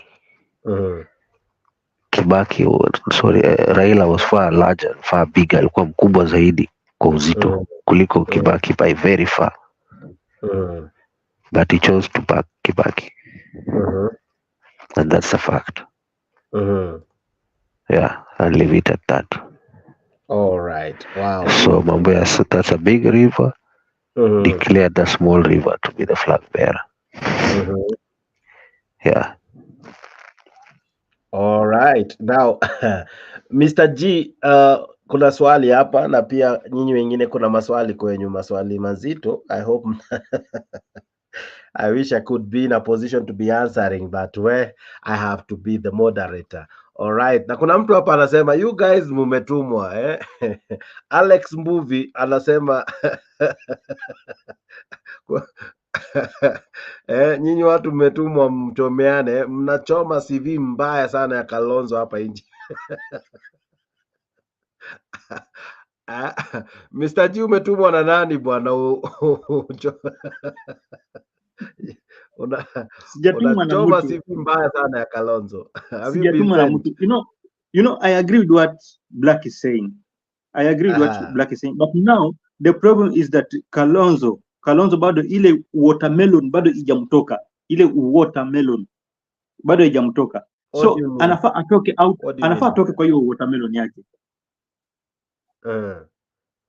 Yeah, this is the guy ambaye kwanza watermelon. Unajua Black anasema kwa last time before we go to election kuna wakati ambako amesimama peke yake tukaanza kumfuata akuje. It's true, alileta votes, and in fact people from Kambani, they like Kalonzo so much. That's why kwa tunapata almost 80%, almost 90% tunapata from Kalonzo. But now look at that picture last time when we called him 2022.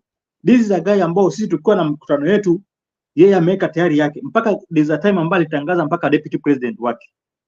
Huku tumemwita akuje kwa mkutano wetu, yeye ametuacha kwa mkutano wetu, ameenda kutangaza deputy president wake the other side.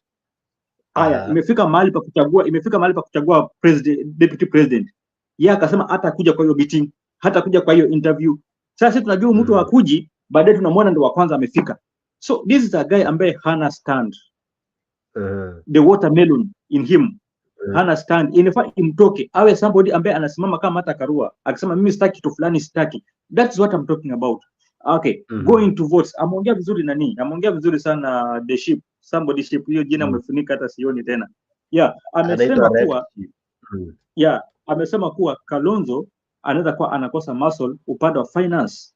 And it's true. Kalonzo cannot campaign the whole country the way Baba is doing. Why? Kwa sababu bado hana hiyo finance. He needs somebody to back him up. Okay, Baba can back him up. But aonyeshe basi. That is what we are asking. It's not that attacking asimame. He can stand, anaweza simama. But aonyeshe kuwa yes, mimi niko na azimio na mimi nasimama kama president. Sasa mniback. Na Baba aseme kweli mimi wacha ni back huko kwa sababu pia nimejaribu mara mingi nimeibiwa. Maybe huyu anaweza kosa kuibiwa. But what I know ni kuwa hata tukiback Kalonzo, if at all tutakuwa na team ambayo is not strong enough to gather votes, huyu jamaa tusimuandarate. Unakumbuka vile kina Joho walimuandarate, vile kina nini kina huyu Msomali walimuandarate wakiwa namtaja jina the only person ambaye kwa mtu wetu huyu Watwoli akawa anatuambia tukate miti. Baadaye sisi tunakata miti huku, kumbe ameshakimbia hako kule. Jana namuona anaanza kuongea akisema kuwa sijati anaona hii government analia nini. This is a guy ambaye he was on our side, and it is the same guy who told us that when you choose Ruto atabeba the central Kenya, atabeba the central back kwa mgongo akimbie. Is the same person ambaye ni Atwoli. So what did he see different from us? Akaamua kurudi kwa Ruto. Ni kitu gani ambaye aliona? Sasa anaanza kulia, analia nini sasa? So what I'm saying, tusiwe na watu kama kina Atwoli. We need people who can gather vote, people who can see ahead of us, people who can see ahead of what Ruto is seeing on our side. Then tutachukua kiti, hata tukipatia Kalonzo, bora tuwe na a strong team ambayo itatusaidia kugather our votes, tutachukua. Tukiwa na Baba, the same Baba akisimama 2027, na tuwe na a strong team ambayo itagather our votes. We are taking this thing. Shida ni kuwa mdomo tuko nao mingi, lakini we are not guarding our votes. Captain tuko na captain wa kutosha. Captain yuko kabisa wa kutosha. Hata tukipatia nini, hata tukipatia the former governor of Kakamega, he can still take us to where we want to go.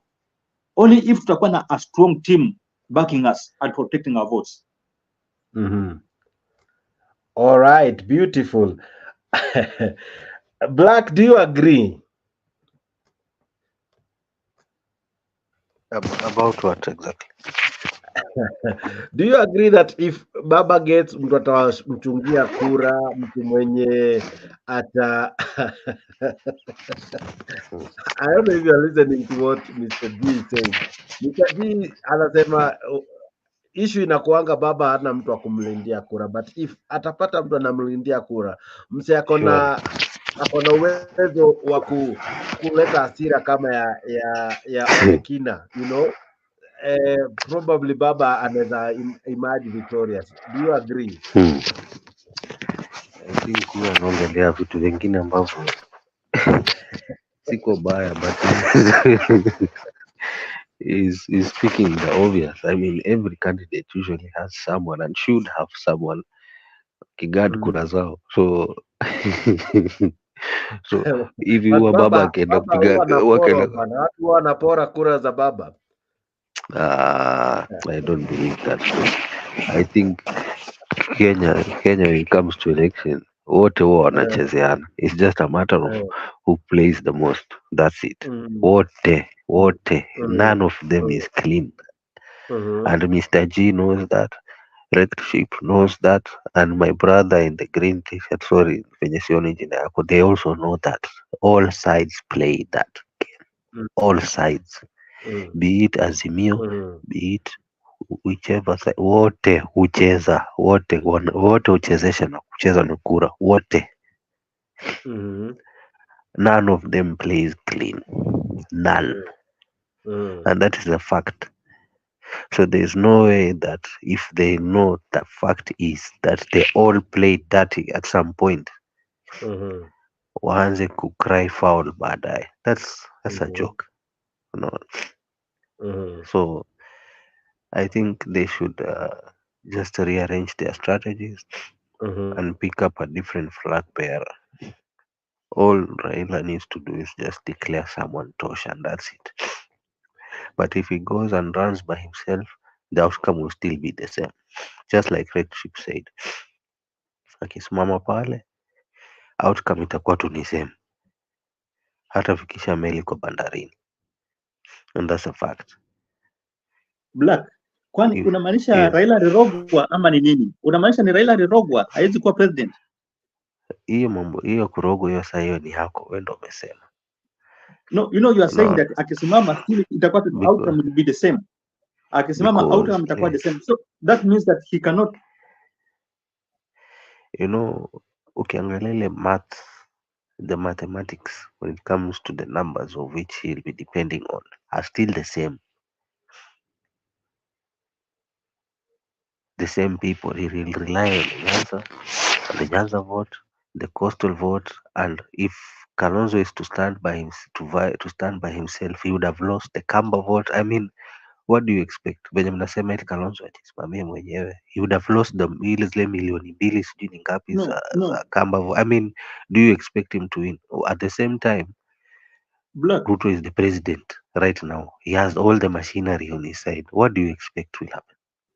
The only way you can the only way you can unseat him, the sitting president, is if you have an overwhelming voters vote your way kama vile 2002, yani Kenya mzima, wave mzima, and you cannot get that when you have Kalonzo. Unataka Kalonzo aende simame peke yake, you can't get that. That's a fact. You need to have Kalonzo on board and all other political opposition wote. That's the only way you can do it, because each person mwenye unamwonanga hata ana kura nyingi but still akona kura, unahitaji hizo kura zake. Say the Kamba vote is how much? Wako around 2 million, right? If Kalonzo akienda akisimama peke yake, how do you expect to win with a wave, a landslide, when you've lost 2 million to Kalonzo already? It's impossible.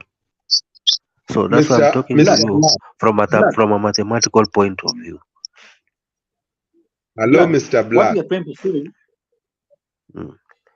What we are trying to say, we are not saying that Kalonzo atoke Azimio and asimame peke yake. Kalonzo should show the man's soul. Aonyeshe, and he should pull up the socks. This is what we are saying. Sai unasema kuwa baba kisimama atakuwa na support ya ile ambayo ilikuwa ya kitambo. Tumeona how many people in Central Kenya ambao wamerudi wanapiga kelele wakiomba msamaha Uhuru. Uhuru bado yako na baba sai. Uhuru supports baba. How many Kikuyus, how many people from Central Kenya wamelia wakiomba Uhuru msamaha? Wanalia kabisa, wanasema baba tusamee, tulikosa, tusamee. How many people? Meaning that Uhuru bado ako na support in Central Kenya. And when these people gather together, Uhuru Kenyatta, Kalonzo Musyoka, Martha Karua, and the whole team, we are taking over this thing. We are not saying that Kalonzo atoke aende. No, what we are saying is Kalonzo ataka kitu aonyeshe. Okay, you heard something, Mr. Omar, or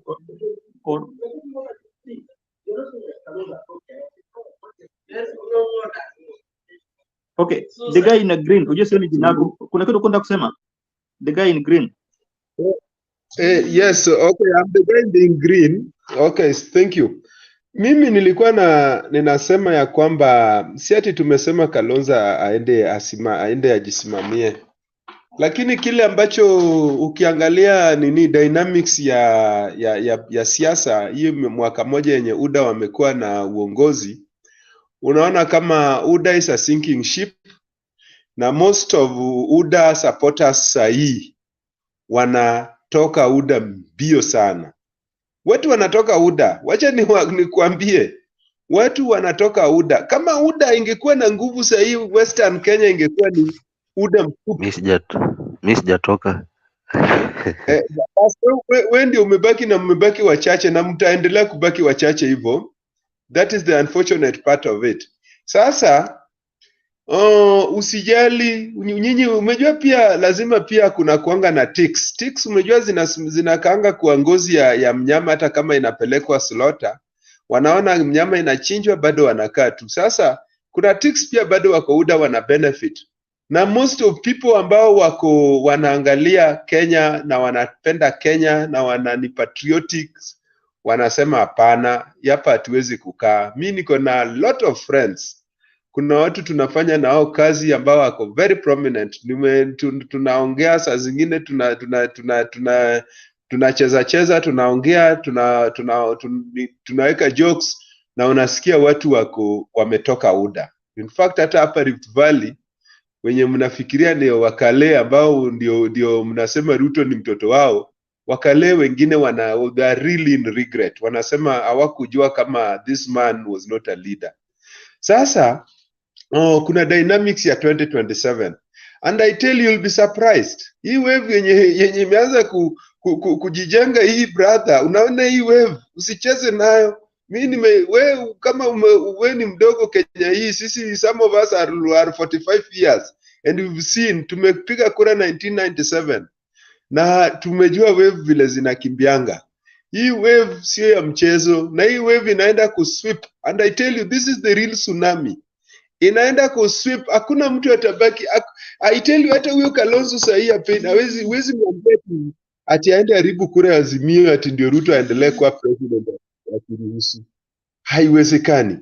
Na I tell you Ruto atatolewa na kura ya kubambanya ati kabila hii itaungana na kabila hii, sivyo kabila hii itaungana na kabila hii. Urongo mbaya. Sahi Wakenya, mimi ni Mluya.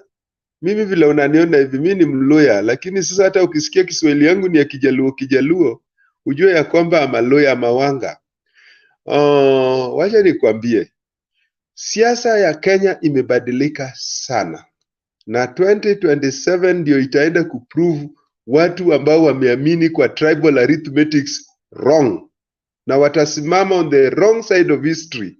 Wenye watabaki wakifikiria, mimi nimesikia sijui na kuna mtu amesikia Kimani Ngunjiri nani ule mbunge former MP wa Molo former MP huyu mzee anatukananga kwa social media, huyu anaitwanga nani Kimani somebody.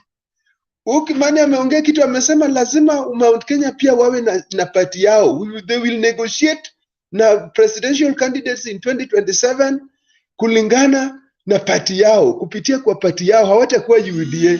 Sasa hawa ni watu wenye walileta UDA na hao ndio wazee wenye walienda kwa Ruto kutengeneza UDA. Kama watu sasa hivi wanatoka UDA, kuna nani anabaki huko? Mount Kenya wameamua kutoka, wanaenda kutengeneza party yao. Na wanasema sasa hivi Rigathi Gachagua is being undermined kwa sababu walitengeneza loose coalition na kabila zingine ambao wako na chama zao. Wanasema Ford Kenya iko tuna 6 MPs wako na speaker. Sijui ANC iko na sijui 9 MPs wako na prime minister. Wao wako na over sijui 70 MPs, sijui wako na nini na walipewa deputy president peke yake. Sasa brother, wacha nikwambie, hata kama tutafanya nini, dynamics of 2027 sio kitu yenye utapredict vile tulipredict 2023 na 2020 na hizo miaka zote ambazo tulikuwa tunasema ati tulipredict 2013 na 2017 na 2022 tukisema ati Waluya watapiga huku, sijui Wakamba watapiga huku.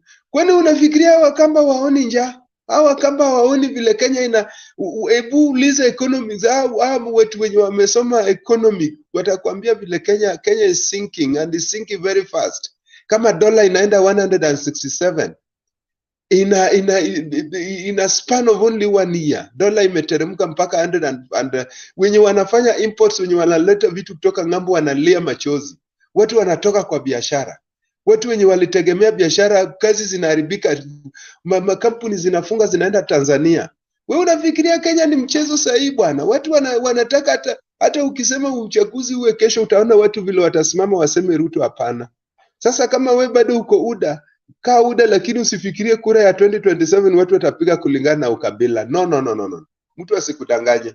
2027 watu watapiga kura wakichukua nchi yao back, taking back our country. Not about tribes, sijui Kikuyu, sijui Mjaluo, sijui Mluya, no. Na ndio kwa sababu unaona sasa hii, angalia hii wave yenye Raila anaenda nayo. Mtu mwenye alishindwa mpaka kila mtu akacheka meno yake yote. Sasa yeye anatembea akichukua defectors. Wewe ushawaiona watu wanatoka kwa serikali wanarudi kwa upinzani eti wana defect na serikali imefanya tu mwaka moja brother, tangu zaliwe. Mr. B, wewe ndio naongea na wewe. Umewahi kuona inalia, watu wanatoka kwa serikali wanarudi kwa upinzani. Have you seen? Asanteni. Okay. Yes, Mr. G. Ndugu yako, your brother is very worked up. But I can tell you, I can tell you something. Like Wrecked Ship rightfully said, Kalonzo is more like a tribal chief. And there are many like him, tribal chiefs elsewhere. Si yetu peke yake. Unaona? So, believe it or not, unfortunately as it is, Kenya's politics has always been about mnawaita community leaders or leaders. Unaona venye wanasema taita hiyo umetoka kusema tu, sijui Mount Kenya walikuwa wanasema wanataka watengeneze chama yao, unaanza kuhesabu, it's just we mwenyewe yani unajikoroga na mafuta yako eti because sijui NC walikuja na MPs 9 sijui wakapata kiti gani sijui nini already you tayari umewagawanya tribal, and then at the end of it all you come and say that election night. I mean, you are contradicting yourself, my dear brother. No. Secondly, I'd like to correct you on your very point ya kusema eti kwamba walipata tu Mount Kenya walipata tu vice president or rather the deputy president. Are you aware who's the majority leader in parliament and from where he comes from?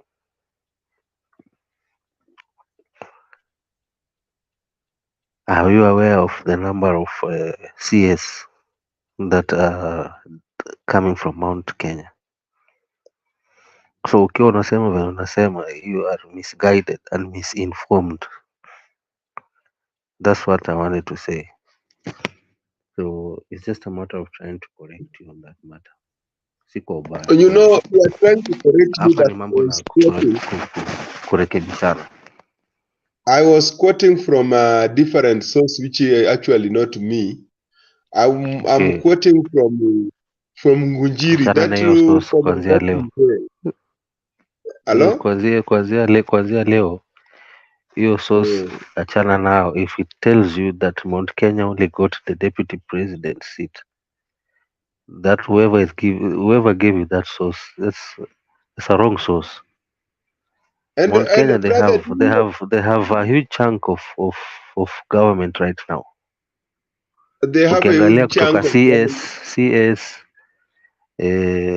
kuna parliamentary select committees, yani kuna vitu nyingi sana. So it's not only what you. I can agree with Black. You know, Mr. Umar ubaji nako haionekani.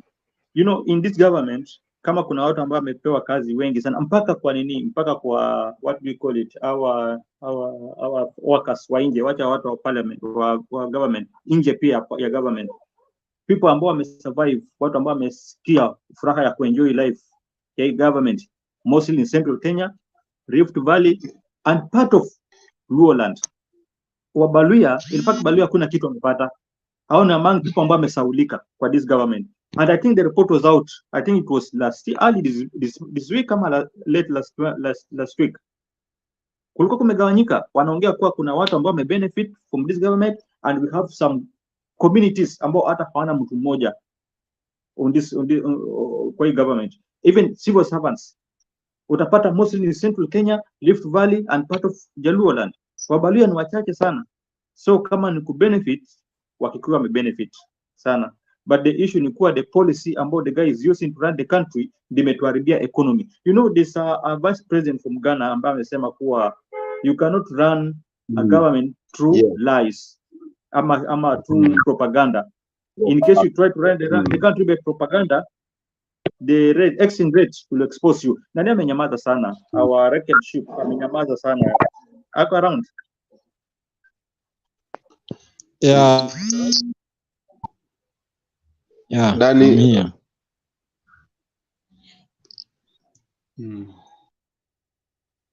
Yeah, unaweza endelea, unaweza comment Mr. Record Ship.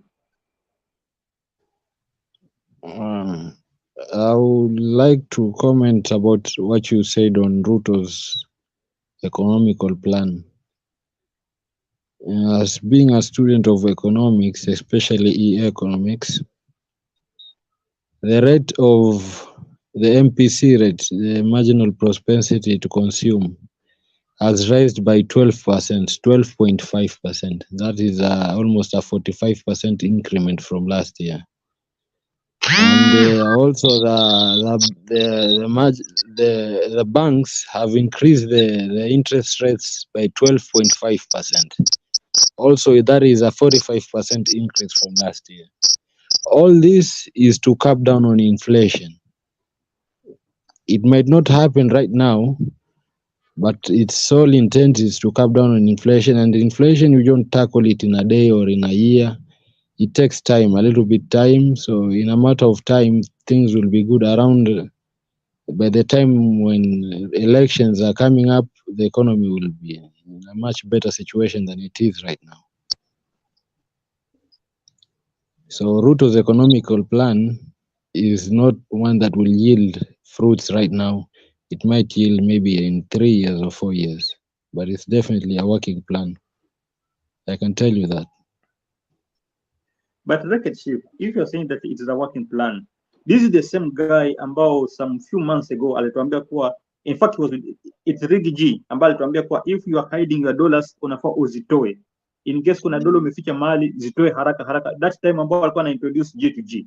Do you remember Ruto himself telling us that a time will come whereby dola itarudi mpaka ifike around 115? Do you remember that time? Then what happened? You have given him more than one year and a half. We don't see anything. This was, what happened? And then you're still saying that we give him time. This was all geopolitics too, the fight on the dollar. I'm sure Ruto wanted its needs and America had its needs. So once everyone needs were settled, and we were back to using the dollars because it's a de facto currency in Kenya.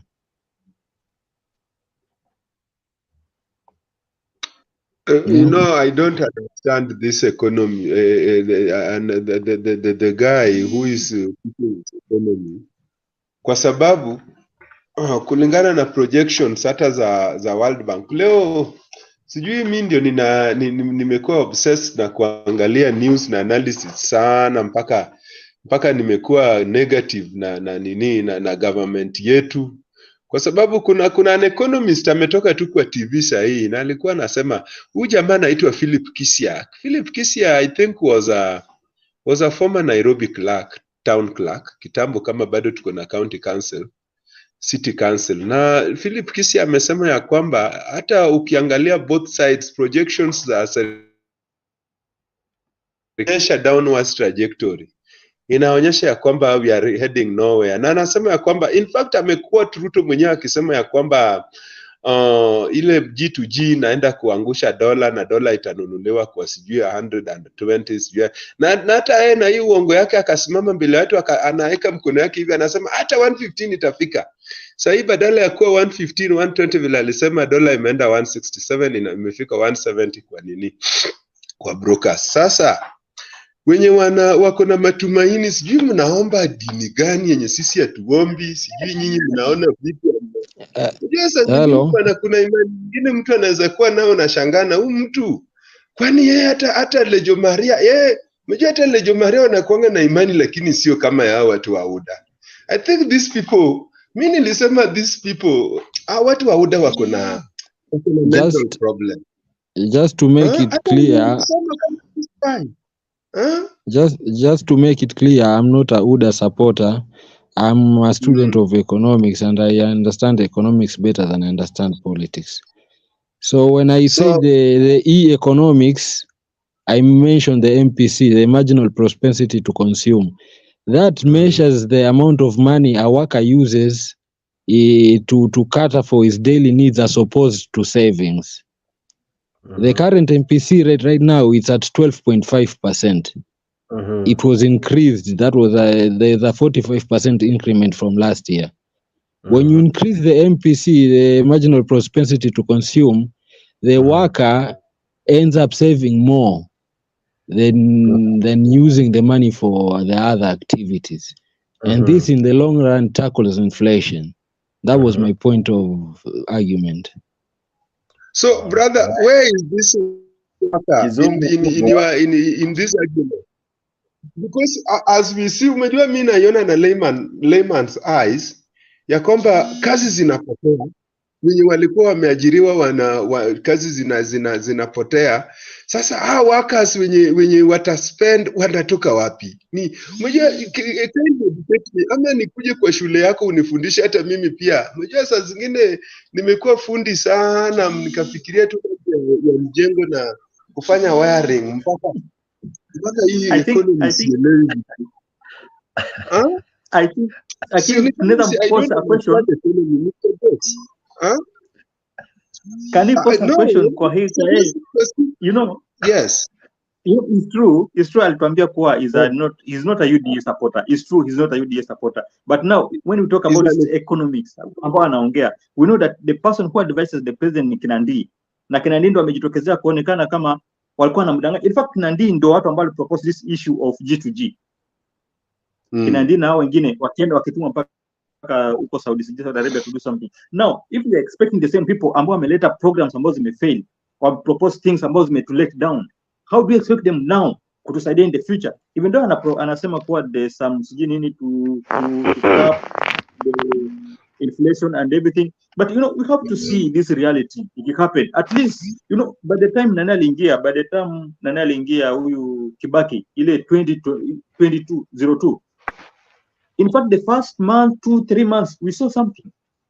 But this guy here tumempatia the whole year and a half. Economy inaenda kuharibia. Sasa dola imefika $160 something na inaendelea kupanda. Many people are closing up their businesses. Businesses are close. People are losing jobs. Things are not working in a country. Now, when will this economy work? Ne anaenda kutax watu kila siku, up and down, right and center, anatax watu.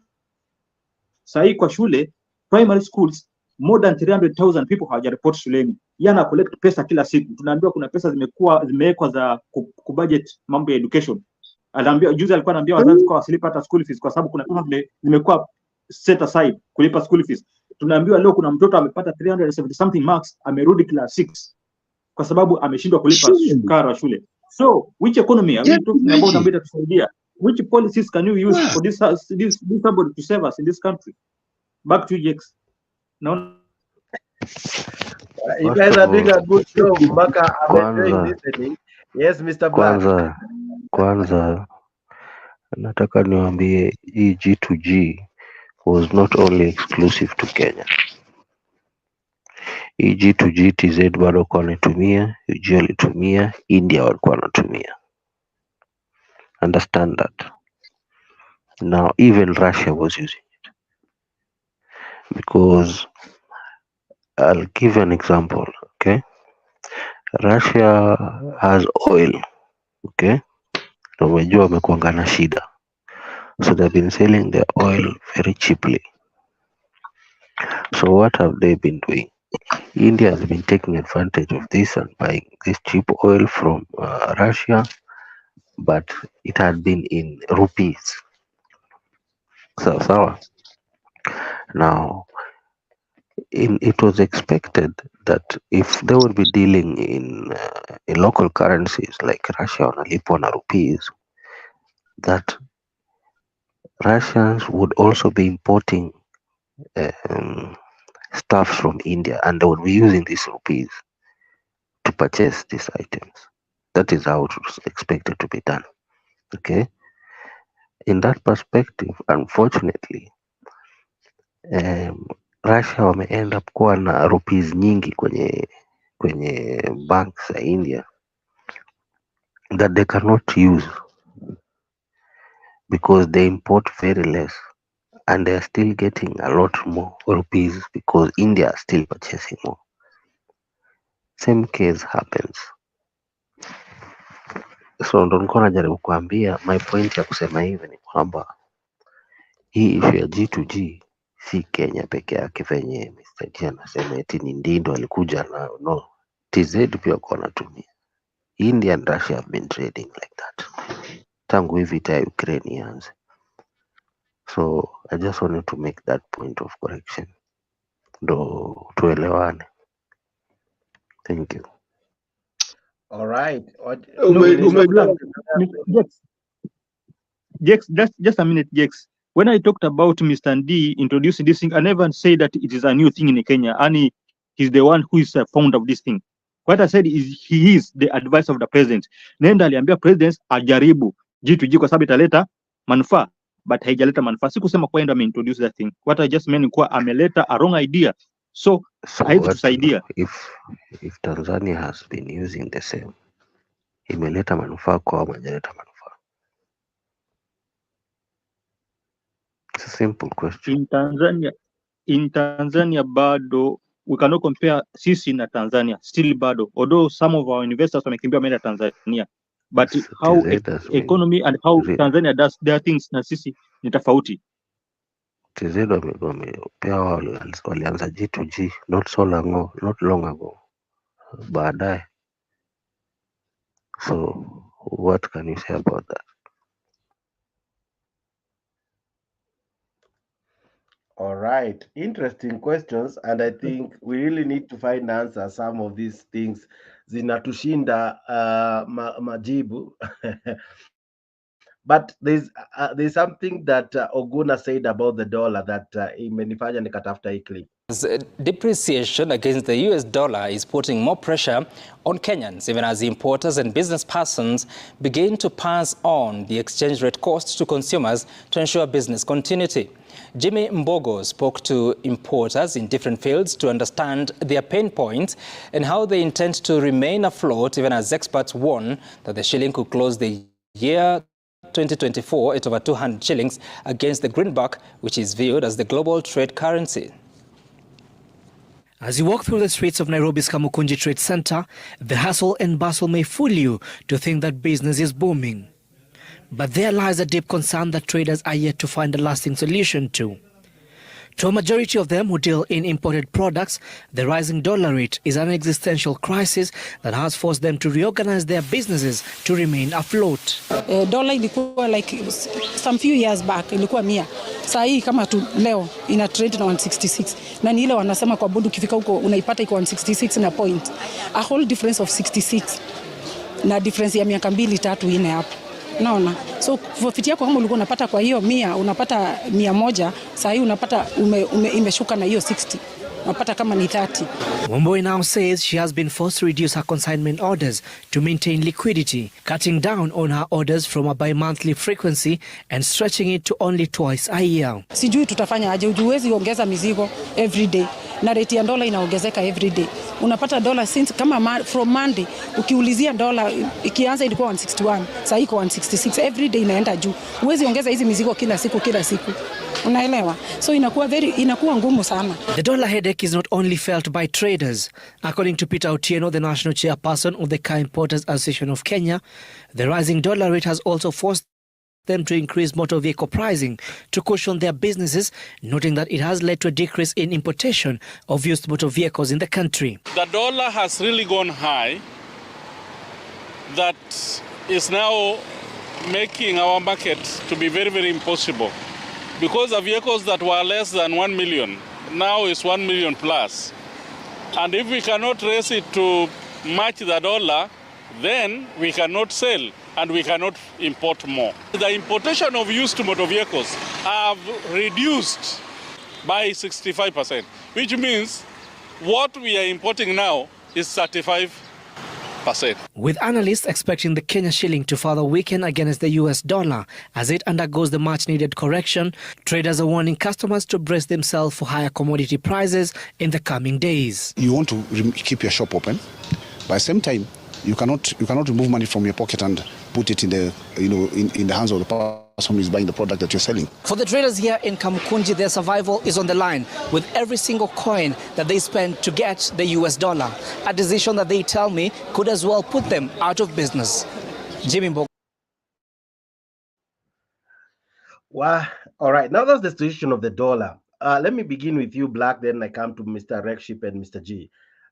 Black, what do you make of this? That unakuta dola ndio inatukimbiza mbio tu sana at 166 Now and tukianza mwaka hata haikuwa huko kote, ilikuwa 140 something, tulikuwa tunaelekea 150 something actually, but now we are at 166. Now wanasema inaenda up to 200.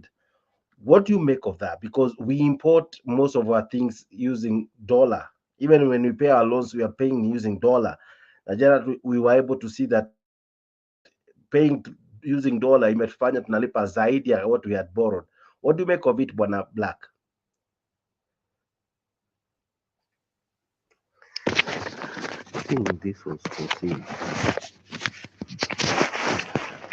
This must have been foreseen.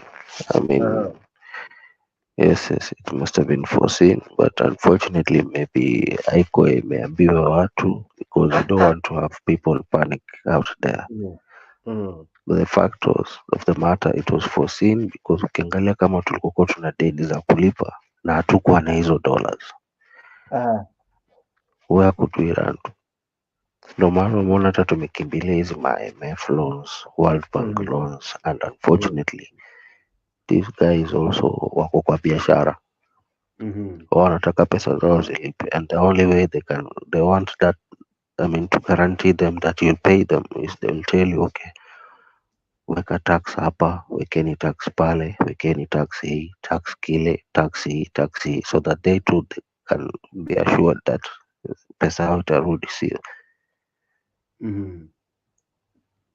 So it's a complex web which I don't think I'll be able to explain in a minute or two. It will take more time, but it's a complex web. The dollar is still gonna go, itazidi kushuka value, pesa yetu ya Kenya itazidi kushuka value, dollar itazidi kupanda value for a while, alafu itakuja itasimama, alafu tena ianze kurudi polepole. Sasa penye tulikuwa itastabilize, tuanze kurudi tena polepole. Yeah. All right, it will take time. All right, I understand you are not well. Yeah, man, it's good to have you in the show. Equally, usipotee hivyo sana Bwana G.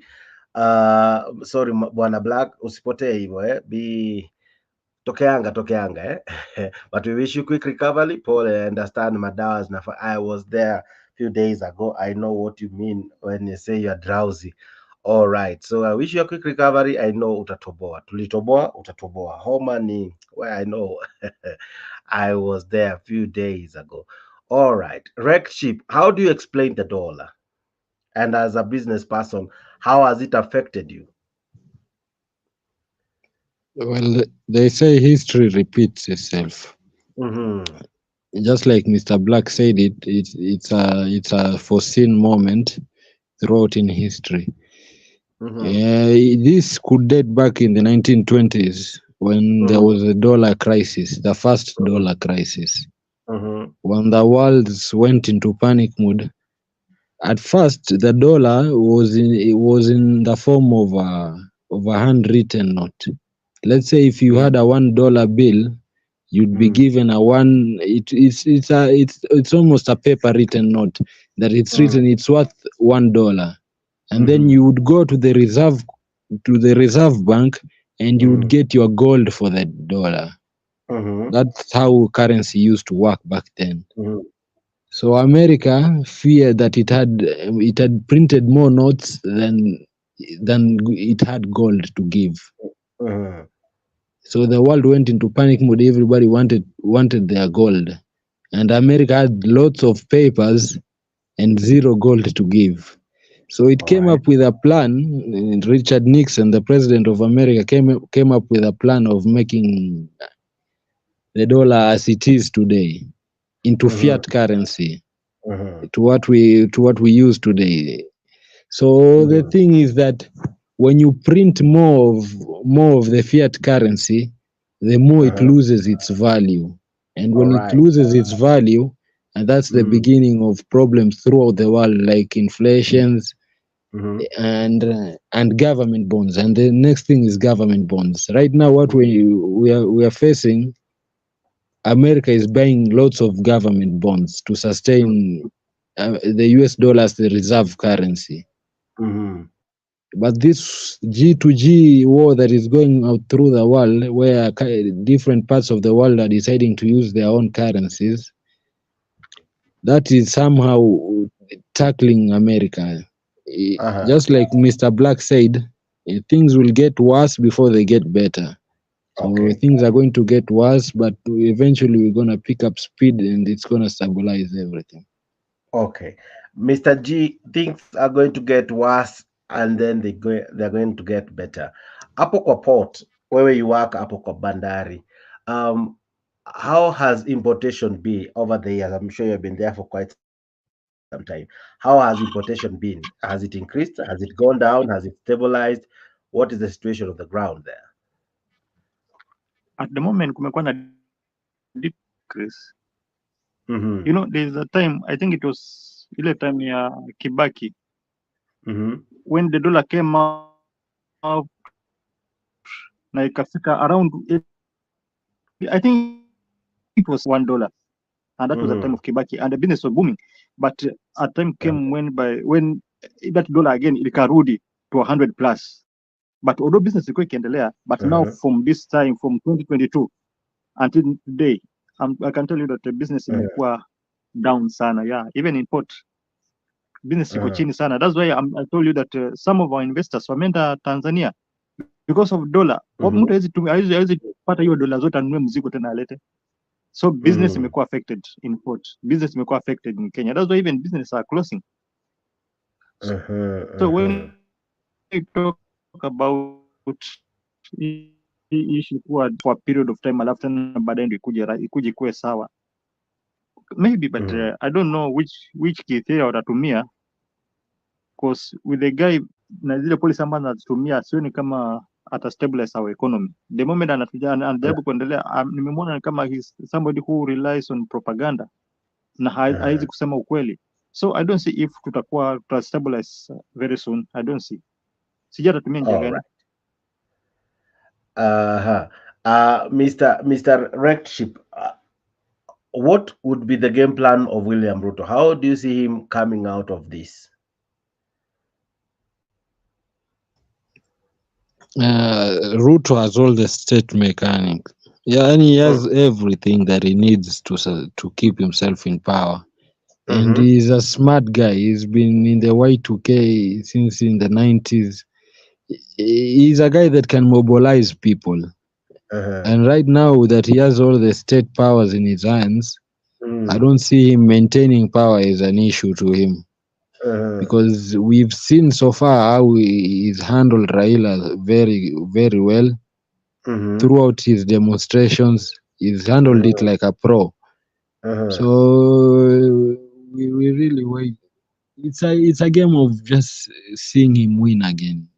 That's what I think. If Azimio won't plan itself very nicely, we're going to see a repetition of him being president again. All right. Now I want us to go to other topics mbio before we wrap up. We are not far from wrapping up. Now, I want to bring this first topic, why Kenya is in a constitutional crisis. All right. It's been long. It's now headed to 2 years since the last time we had any IEBC commissioner. Close to 2 years now. None. Zero. The constitution envisaged we should have at least a minimum of 3, I think, and a maximum of 7. Of course, the NADCO report is proposing a maximum of 9. But now we don't have any of them. We have so many by-elections pending. The Speaker of Parliament cannot even issue or declare a seat vacant, despite some of the MPs already having passed on. Now, what do you make of this? But before you answer me, guys, allow me to play this quite fast, and then we will come back. Is staring at a constitutional crisis in the next few weeks due to the absence of commissioners in the country's electoral body, IEBC. Already, the timelines for conducting by-elections in certain areas have already lapsed, and the exercise of delimitation of boundaries should have started, and the deadline set for April 2024 is fast approaching. As our senior political affairs reporter Chris now reports, the process of recruiting new commissioners has stalled due to the political standoff between Azimio and Kenya Kwanza coalition.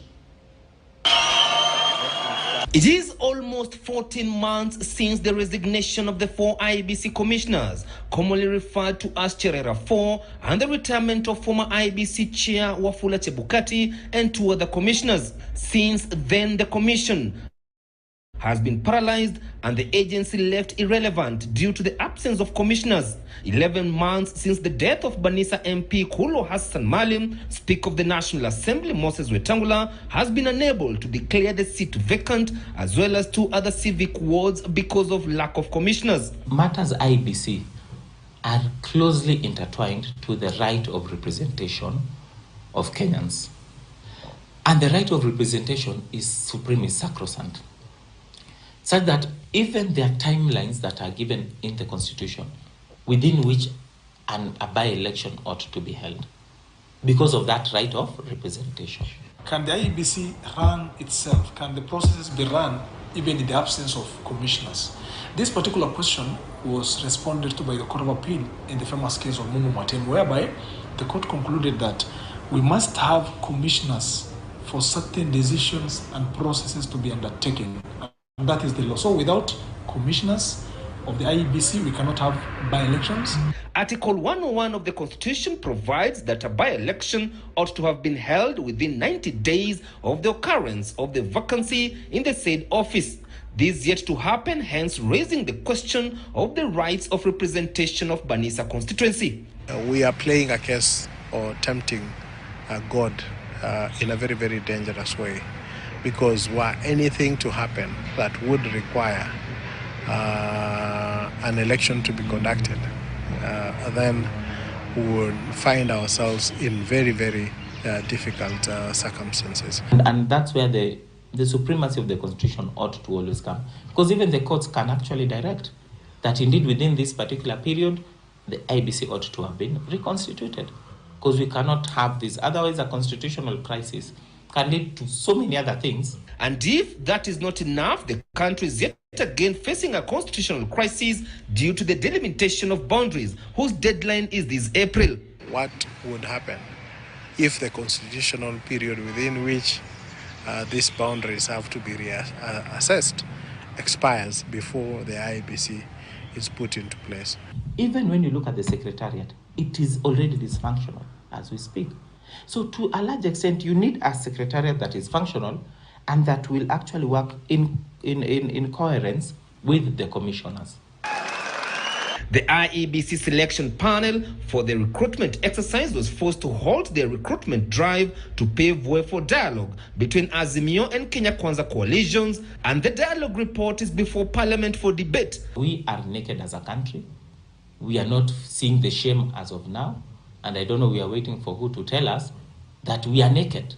IEBC CEO Marjan Hussein is already on record that the commission has been under a constitutional crisis since all the commissioners left, rendering it unable to execute its mandate with its policy and oversight roles remaining dysfunctional. Now, the process of recruiting and approving the 7 men and women who will sit on the Independent Electoral and Boundaries Commission is not a walk in the park. It is a process that is marred by political interest, given that it is driven by the political class. But the question as to when that process will kickstart still remains a puzzle up to now. Chris Dairu, KTN News in Nairobi. All right. Let's go on, ladies, gentlemen. But equally, everyone else joining me, asante sana for being part of this show. All right. Now, see a good friend of mine asema nimemfanya ile kitu. Sijakufanya chochote Kenya Rebel, ingia show. All right. Now, let me begin with you, Rectorship. Are we in a constitutional crisis? Yes, the answer is yes. Kenya is in a very deep constitutional crisis. Everything has not been working in Kenya, not the judiciary, not the executive, nothing has been working. Since the establishment of the new constitution back in 2010, I think it's high time that Kenya set up a private tribunal, something that is not government involved. A tribunal that would look into the constitutions and make the Kenyan constitution more favorable to the Kenyan people and less favorable to the politicians. It gives lots of loopholes to the politicians and these people that establish the very things that we hold dear, like the IEBC. The IEBC should be put very far from politicians. Like why should they be the ones that suggest the people that go to the for the vetting of the IEBC? And this conflicts everything. So Kenya is been in a constitutional crisis ever since, and right now it's at an alarming rate because everything is wameingilia kila mahali. It's no longer safe. Yeah. All right, I'll be coming back to you just now. I see Nyagaka is in and equally Kenya Rebel. Nyagaka, are we in a constitutional crisis? Of our own making. Hello? Yeah, I can hear you. Hiyo sisi wenyewe ndio tumetengeneza and we can get out of it by ourselves. So, but we don't know when. Yeah. Here too. We don't know when the president will leave. I mean, we'll have to have the new people that sit in the IBC. Hiyo ndio tabu tu peke yake. As we made some constituencies already lack representatives. What do you make of that? Are we not equally denying them their rights to be represented? Oh, amefanya ile kitu na si mimi. Bwana Kenya Rebel, una mazoea siku hizi ya kucomplain na mimi. But how are you, Kenya Rebel? Miko sawa Jet, najua ufanyanga hiyo kitu lakini ni sawa tu, nitakusamea. Nikifanyia mtu ile kitu simtajua tu. I don't do anything. Hata naona my hands mahali ziko juu ya hewa saying hi, how are you? Niko sawa Jet, vipi lakini? So are we in a constitutional crisis before you go to the other matters to share discuss? No, we are not in a constitutional crisis. Crisis gani? Failure to, we just don't want people, we are not implementing what's in the constitution. And people are not being held accountable. Partly it's because of ignorance, partly it's because of incompetence, and partly because of impunity. So people don't know what their rights are, what their responsibilities are. But we are not in a constitutional crisis. No, we are not. That reminds me, kuna mtu ako na wanted yako. Bwana Eli, ndio huyu Kenya Rebel, Kenya Rebel, kuna mtu ako na wanted tag on you. Kuna mtu ame hang poster mahali akasema, if you see this man, call this number urgently. Eli, Eli, I am calling you urgently. I hope I win the ransom because the man you are looking for, ndio huyu Kenya Rebel. But anyway, let's go on, Kenya Rebel, even as I look for the person who has a bounty on your head. I'm very available. I encourage people to look for me. Yes. So you say we are not in a crisis, but then again, some timelines that the constitution itself has set are expiring very soon. Some constituencies, which the constitution has clearly spelled out that they need to have representatives, they don't have. Commissioners, which the constitution has clearly given the number and the cutoff, we don't have even one. Is that not a crisis in itself? Yeah, but who are supposed to choose this, the whatever panel that's supposed to choose the our commissioners? Siniama politicians. The president had started it, but Azimio chose to have that process halted first. Okay, then Why are you calling it a crisis then? If it's not, they know what they need to be doing. Then why are you blaming the constitution if you don't want to first apply it or implement it or work on it? Or see what I'm saying? See my point now? I am not, but I'm trying. VAR goggles.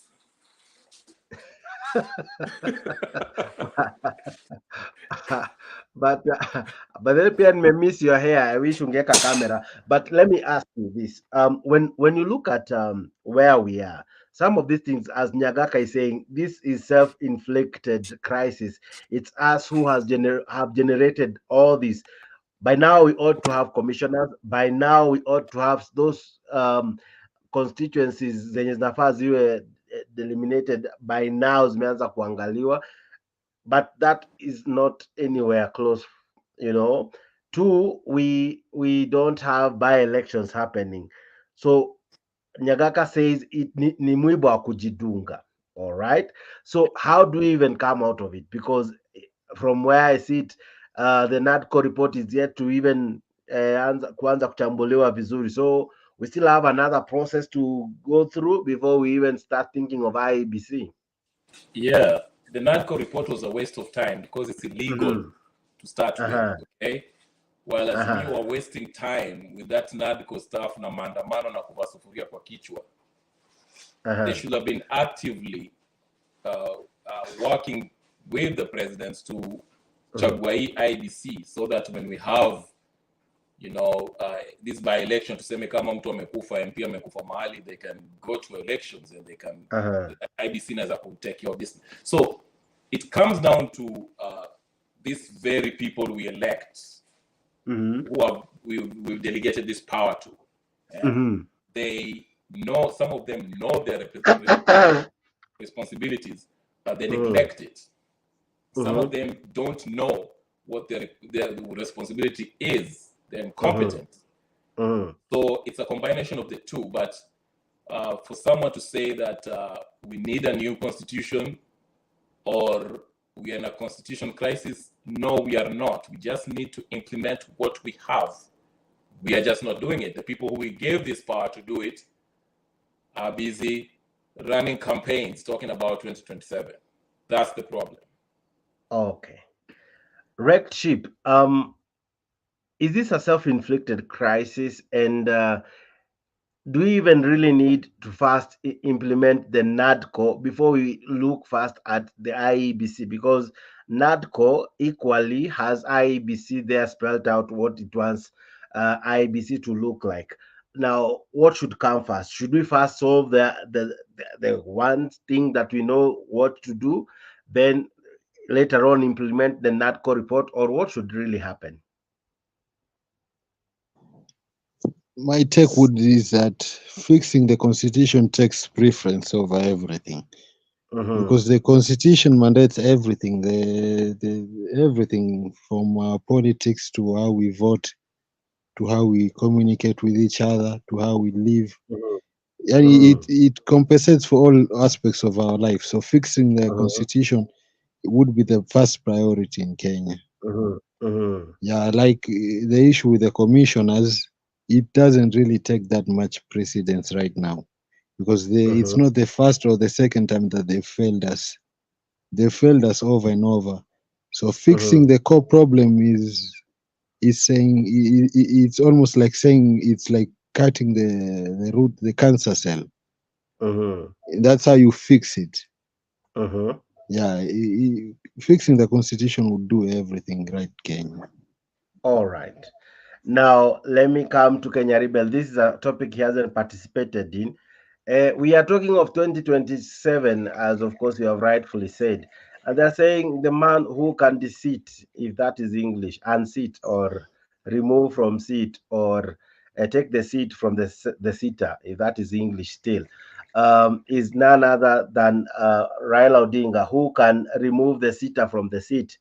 All right. So what do you make of such a call? Because Nasir, the governor of Mombasa, says that even if Raila doesn't like it, doesn't want it, doesn't feel he's about to go for it, they will demand, they will push by force that he do the honors of being the man on the ballot come 2027. What do you make of such sentiments, Bwana Kenya Rebel?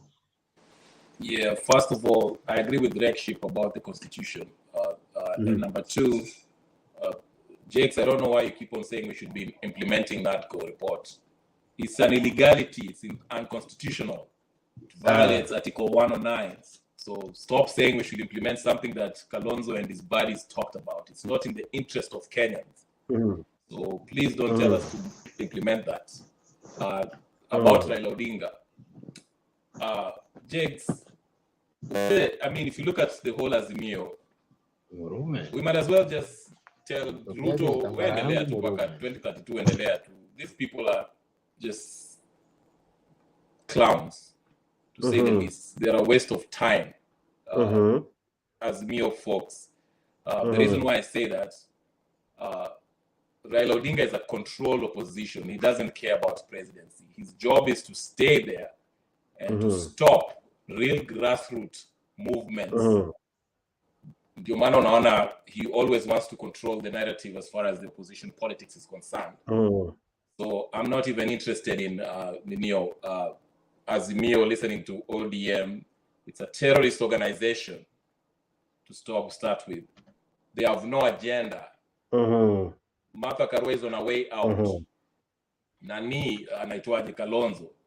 Kalonzo will run by himself at Awachana na Ninio. Already Jubilee left Kitambo. We'll be left with the parochial Luo Nyanza party, Azimio. There's no future in Azimio. They are dead. Okay. So Ruto has no challenge in 2032. The only best bet for Azimio is to get into a coalition with Ruto. That's why they want this illegal NADCO nonsense.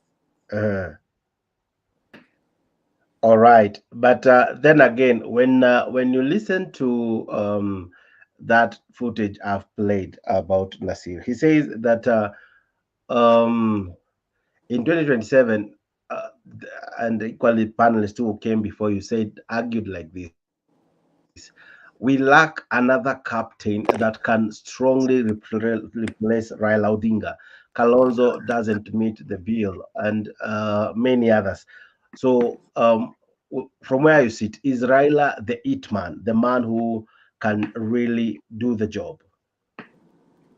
He lost his credibility in 2017.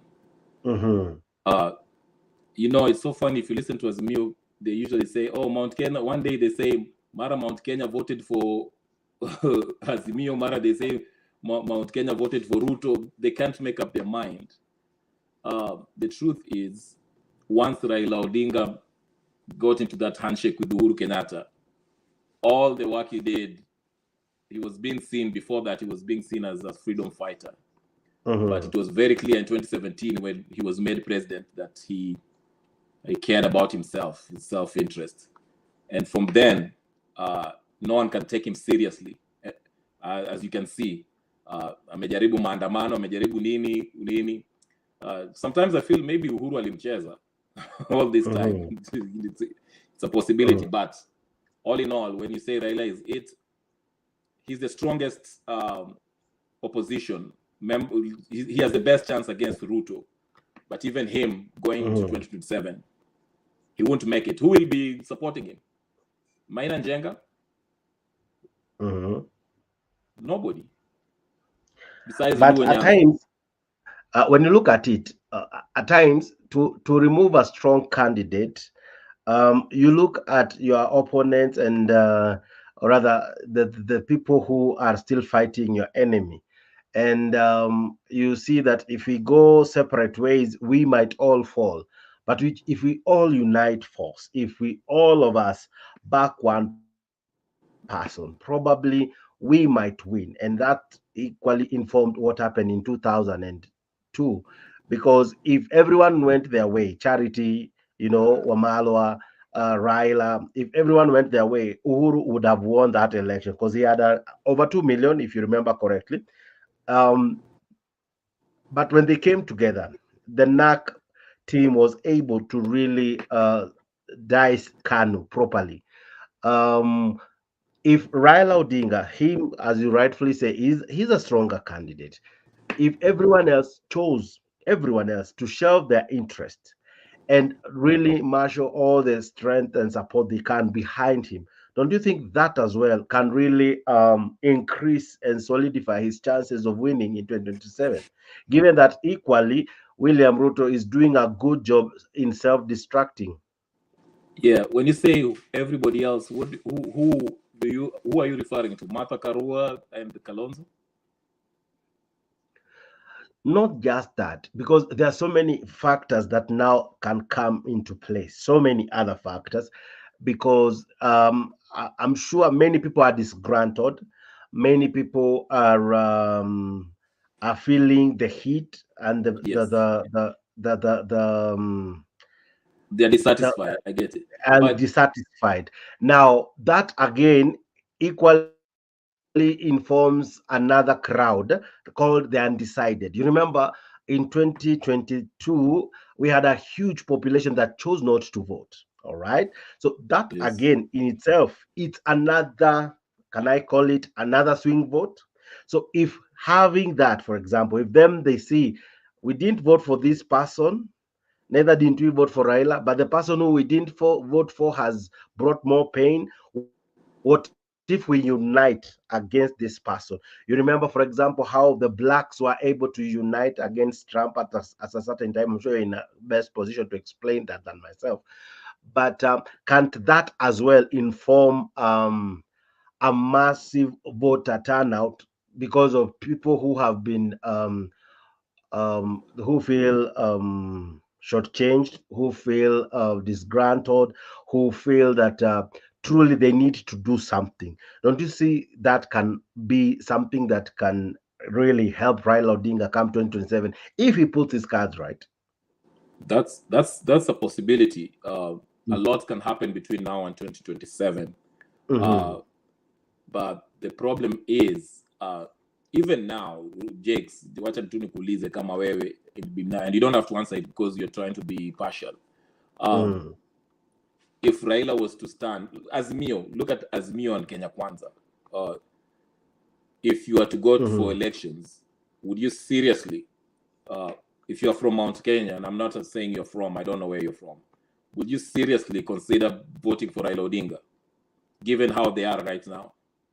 I have no problem with all these candidates.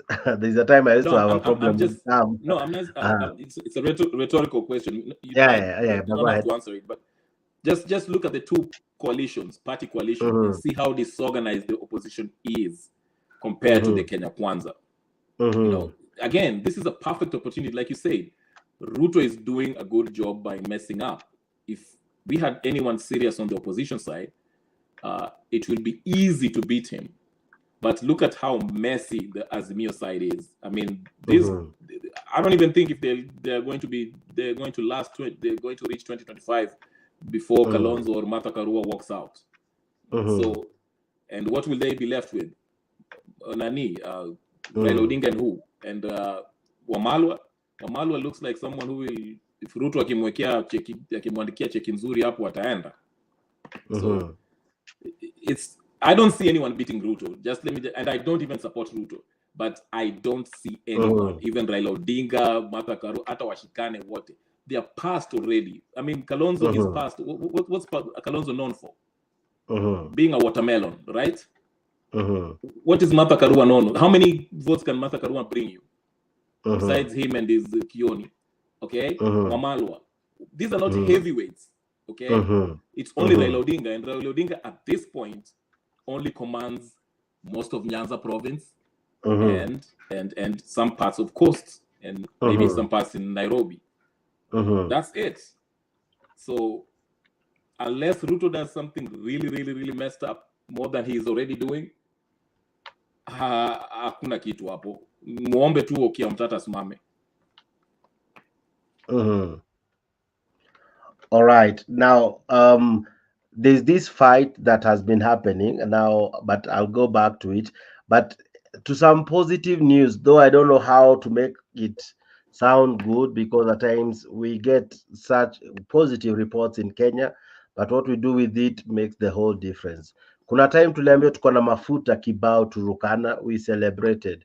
We were told we have enough water in Turukana that can feed the entire Kenya for over 77 years, all right? That was that. But now today, or rather, the news today, I think some parts of Embu and I think 6 counties, a stone that is called coltan, used in phone making, has been found to be in Kenya in plenty. That news alone, what does it make you feel? Do you feel that it's a positive news, or what do you make of that? Remember when it was Turkana vile iligunduliwa kuna mafuta huko. Who was the governor there? Is it Nanok? Yeah, Governor Nanok. Then there was some news that Uhuru Kenyatta alikuja kanyakua malanda hapo hivyo that nini, si ndio maana Uhuru akaenda akaanza kumtukana, remember?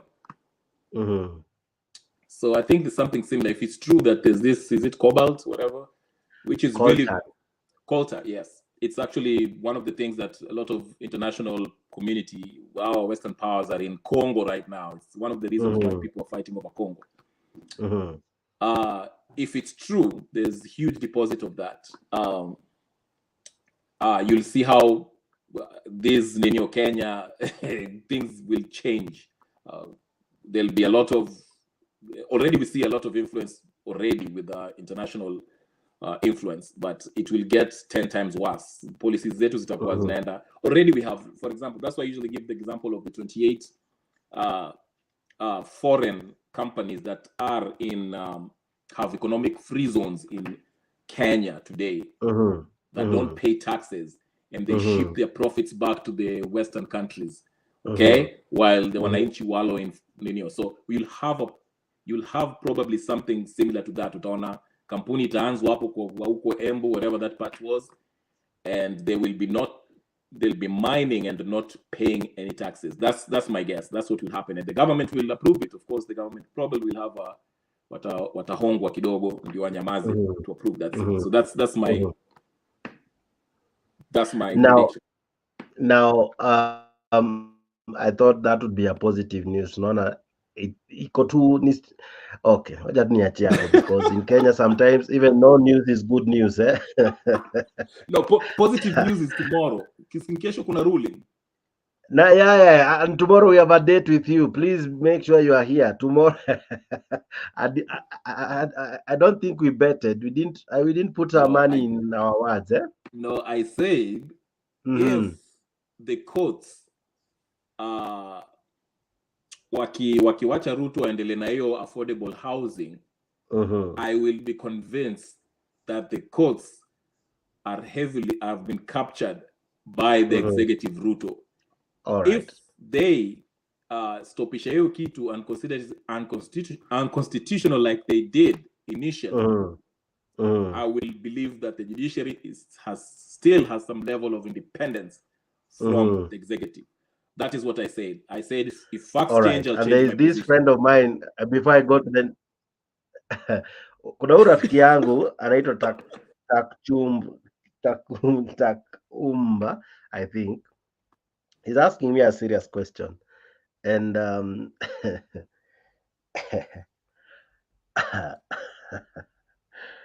in fact ilianzia hapa. I'm in the high school gani, by the way. What's the name of the high school? Alliance.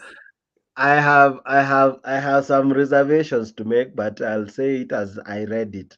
One, he said there's the reason ameenda day school. He went to a day school, not, in fact, he said ameitwa Starehe, not Alliance. Asema he's not going to Starehe despite him qualifying because of several reasons. One of the reasons alisema, he has a family. Number two, he has a wife. Na wife lazima, he has to meet the needs of the wife. Two, he has a child that he especially school fees. So and that is that. Number three, there's now the other part of the story. Zile photos anapigwa moja kwa shamba, ingine yako kwa gate yenye imechorwa ABCD. You know how we decorate those kids schools, nurseries and all.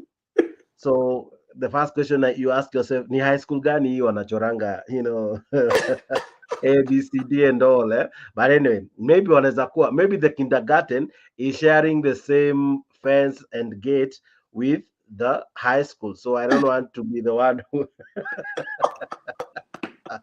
Number 2, we didn't see him report to any school. Number 3, yeah, you can wear a uniform. We have seen politicians wear a uniform, all right? We have seen many of them wear a uniform. I think the best photos he needs now to send to us as the media fraternity is photos of him in class, attending lessons, going back home, the following day going to school, you know, a routine. Just like we see Rigiji akipost picha venye ametembea, you know, that you can be able to say, enyewe leo alitembea. All right, and such. Maybe then we can believe. But what do you make of this, Nurokanga, going back to school? Though I hadn't prepared for this, but for the sake of my good friend, what do you make of it? I like the fact that he's going back to school, even though it's questionable whether he even did the exam. I watch his news by NTV, but overall I like Nurokanga. I like that Jacaranda, Yurendeote, they're entertaining as far as I even saw Nani Joho ako Harvard. I don't know what he's doing in Harvard, but I can't really criticize Nani Nurokanga just because I like him personally. I think he's entertaining. As far as politically, I don't take him serious. He's an entertainer. Okay. All right. We will follow up on that, Mr. Takumba. I think we will be able to keep you posted. So keep tuning into this program, and as well, we will try to find that story for you. I hope we have answered. We are really trying to take care of everyone, including those in the comment section. Now, let's go back to what I was about to ask you. Now, the fight between the president, MPs, and the judges seems not to be going anywhere. And the judges today now threatened to sue some of these MPs who have bluntly defied court orders. We saw what Oscar Sudi did the other day. He marshaled some youth and wakaenda waka-raid a certain farm na wakachukua hiyo land wakabomoa vitu, na the lady who wanted that piece of land, I don't know if alipewa. But what do you make of that before even I play the clip? Oscar Sudi is out of line. You can't be doing that. Atakama, you know, koti kitoa order, you have to obey it. So Oscar Sudi should be arrested for his action. That's totally unacceptable. That's what I make of it. Yo sasa hiyo ndio sasa inaitwa impunity. Watu wamesema sheria does not mean anything. So if the president is serious about, you know, easy changes, anasema corruption, impunity na mambo mengine, maybe he should whisper in Oscar Sudi's ear and tell him, hey, listen, hii serikali itafuata constitution, the law, rule of law. So yeah, Oscar Sudi should be in jail right now for that action alone. But you remember, before Oscar Sudi invaded that property, the lady in question here had a meeting with the president, and he told the president of the land issue, and he kind of directed Oscar Sudi to that matter. And days later, that happened. And despite a court order, or rather that matter being active in court, Oscar Sudi chose to take matters in his hand. So, ladies and gentlemen, listen to this as judges and magistrates and advocates respond despite the meeting that happened on Monday between Martha Koome and the president. Judges Association, KMJA, has told off the political class against attempts to intimidate judicial officers through repeated attacks to the judiciary and individual judges and magistrates. In a statement, signed by the KMJA President Stephen Ruto, the judges and magistrates have cautioned politicians against inciting the public and advocating for the disobedience of court orders. The association statement comes just 4 days since the meeting between President William Ruto and Chief Justice Martha Koome, which they now say hasn't served to stop the attacks on the judiciary. Safin Acheng Oma has more. And Judges Association has highlighted what it terms as continued attacks on the judiciary despite the recent meeting between President William Ruto and Chief Justice Martha Koome. In a statement, KMJA President Stephen Ruto stated that the attacks appear to be systematically planned, sequentially executed and popularized by leaders of a certain persuasion, in what appeared to be the direct reference to a recent incident where Kapseret member of Parliament Oscar Sudi supervised the demolition on a contested parcel of land, arguing that cartels had grabbed it despite the court having pronounced itself on the ownership of the land. The association claimed there is a spirited campaign by a section of leaders to incite and advocate for disobedience of court orders. Kuna ukweli ukora kwa mahakama na ni watu kutoka tribe moja ukifuatilia vizuri. Hii makesi yote Eldoret, we must do something. Hatuwezi kubali kuendelea hivyo. President William Ruto has been locked in a row with the judiciary, threatening to disobey court orders, restricting his flagship projects and accusing judges of corruption. Recently, the head of state okayed the construction of the controversial Ihithe Ndunyu Njeru Road, set to connect Nyandarua and Nyeri counties, whose construction had been blocked after conservationists moved to court in 2009 to oppose the planned construction following an environmental and social impact assessment. Ile barabara ya Ihithe munataka tujenge ama munataka tungoje mpaka judiciary watuambie tujenge? Judiciary wanasema tusijenge. Mnataka tujenge, nijenge hiyo barabara ama tungojee hao watu? Tujenge barabara? Bwana Mbogwa, wewe bwana PS, weka pesa ya hiyo barabara tuanze kujenga. Days after the head of state made those remarks at a meeting in Nyandarua County, the National Environment Management Authority rescinded its earlier decision opposing the construction and gave KENHA the green light to commence construction works.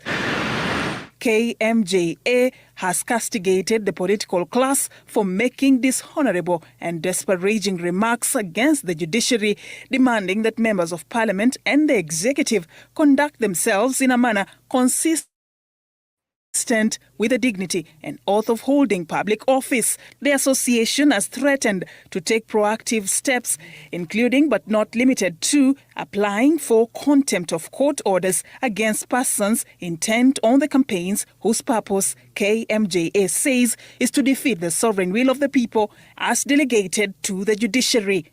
Safin Acheng Oma, Citizen TV. All right, so that's what the magistrate have chosen to do.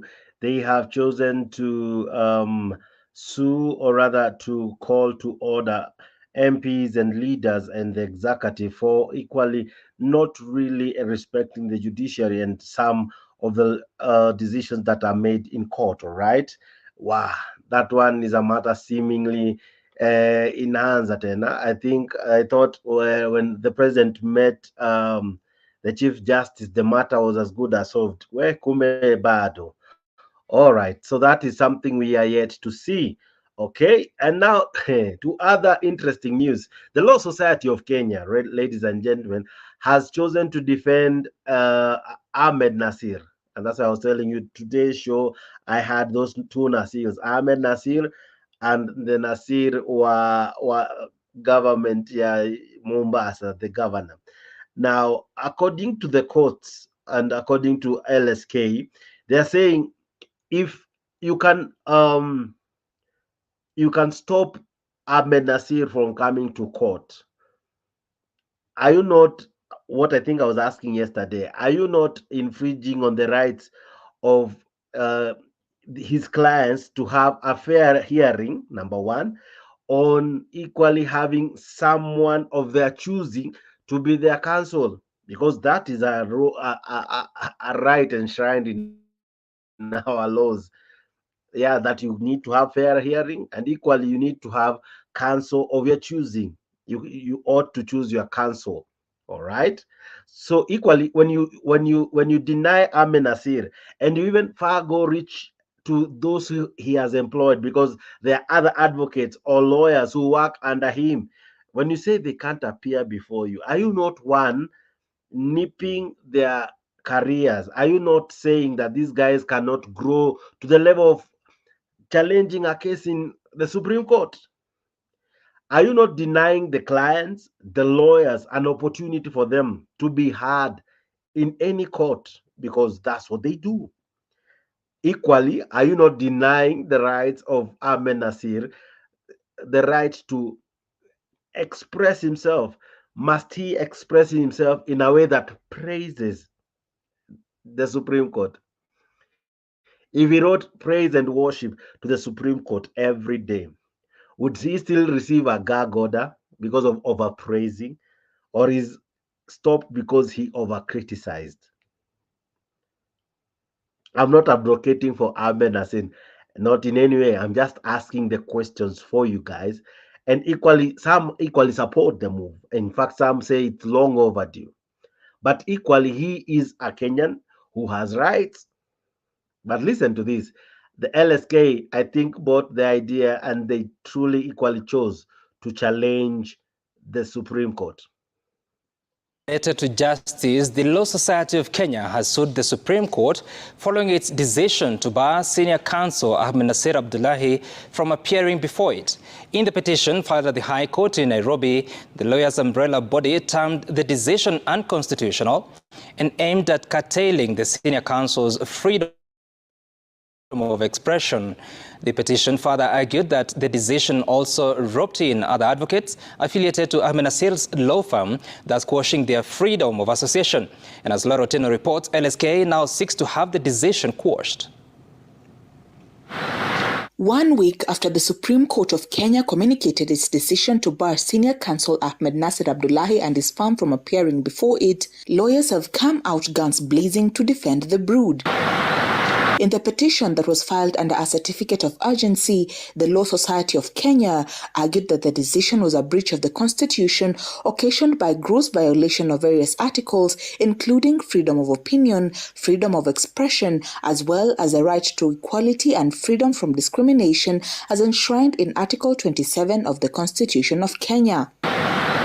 The petition further faulted the Supreme Court for issuing the decision arbitrarily and failing to observe the Supreme Court Act, which prescribes the procedure of holding an advocate in contempt of court. The LSK also argued that the decision spilled over to infringe the rights of the clients represented by the senior counsel Ahmed Nasir to not only select their advocate of choice, but also the client's right to fair trial and justice. The lawyers' body is seeking, among other prayers, for the decision by the Supreme Court be declared unconstitutional, that the Supreme Court of Kenya and its registrar retracts the decision barring the advocates barred, that an order be issued to prohibit the Supreme Court from making such a decision, and for the Supreme Court and its registrar bear the cost of the petition. The LSK now wants the decision made by the judges quashed. As long as Mr. Ahmed Nasir Abdullahi, senior counsel, is appearing either by himself, through an employee of his law firm, or any other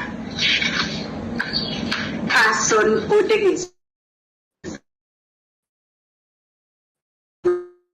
brief or act in this appeal. This comes after the Supreme Court on Tuesday morning made good its communique by declining to hear the lawyer Ahmed Nasir.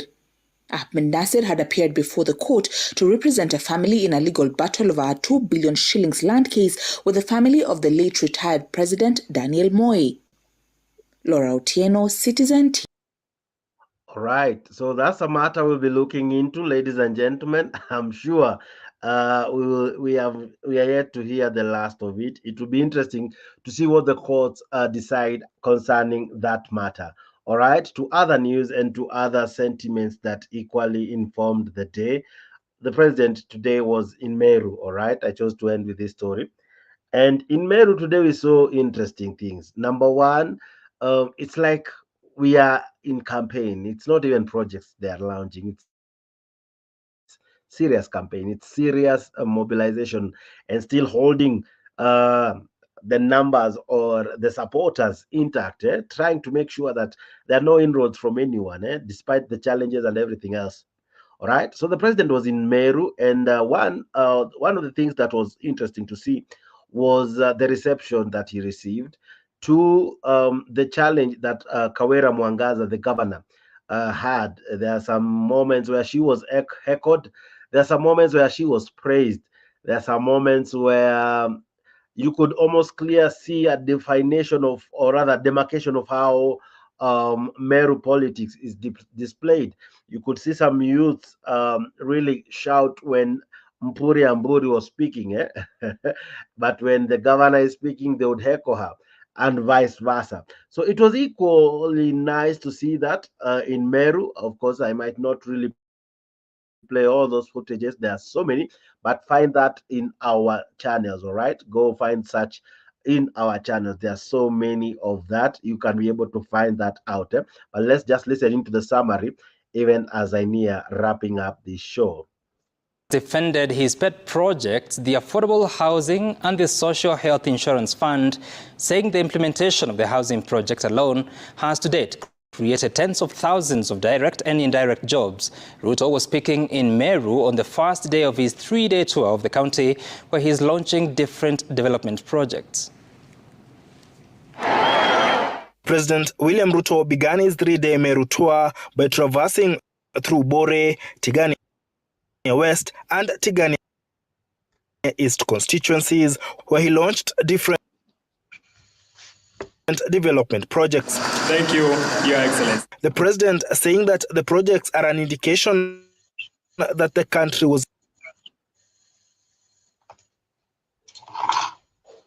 out of the woods when it comes to the debt situation that he blamed for delays in rolling out some of his campaign promises. Unajua ile jamaa wa rege walifanya rege wakasahau kulipa madeni. Madeni kapambana. Sijui kama mnanielewa. Lakini sasa nimemaliza hiyo kazi, ndio nimekuja hapa kuendesha sasa kazi ya maendeleo na kupanga hii, kwa sababu kama singe lipa hii madeni, hii Kenya yetu ingepigwa mnada. Mnataka Kenya yetu iwekwe kwa auction. The president also defended his affordable housing project, saying it was one of his administration's solutions to the unemployment problem. Our housing plan already employs 130,000 young people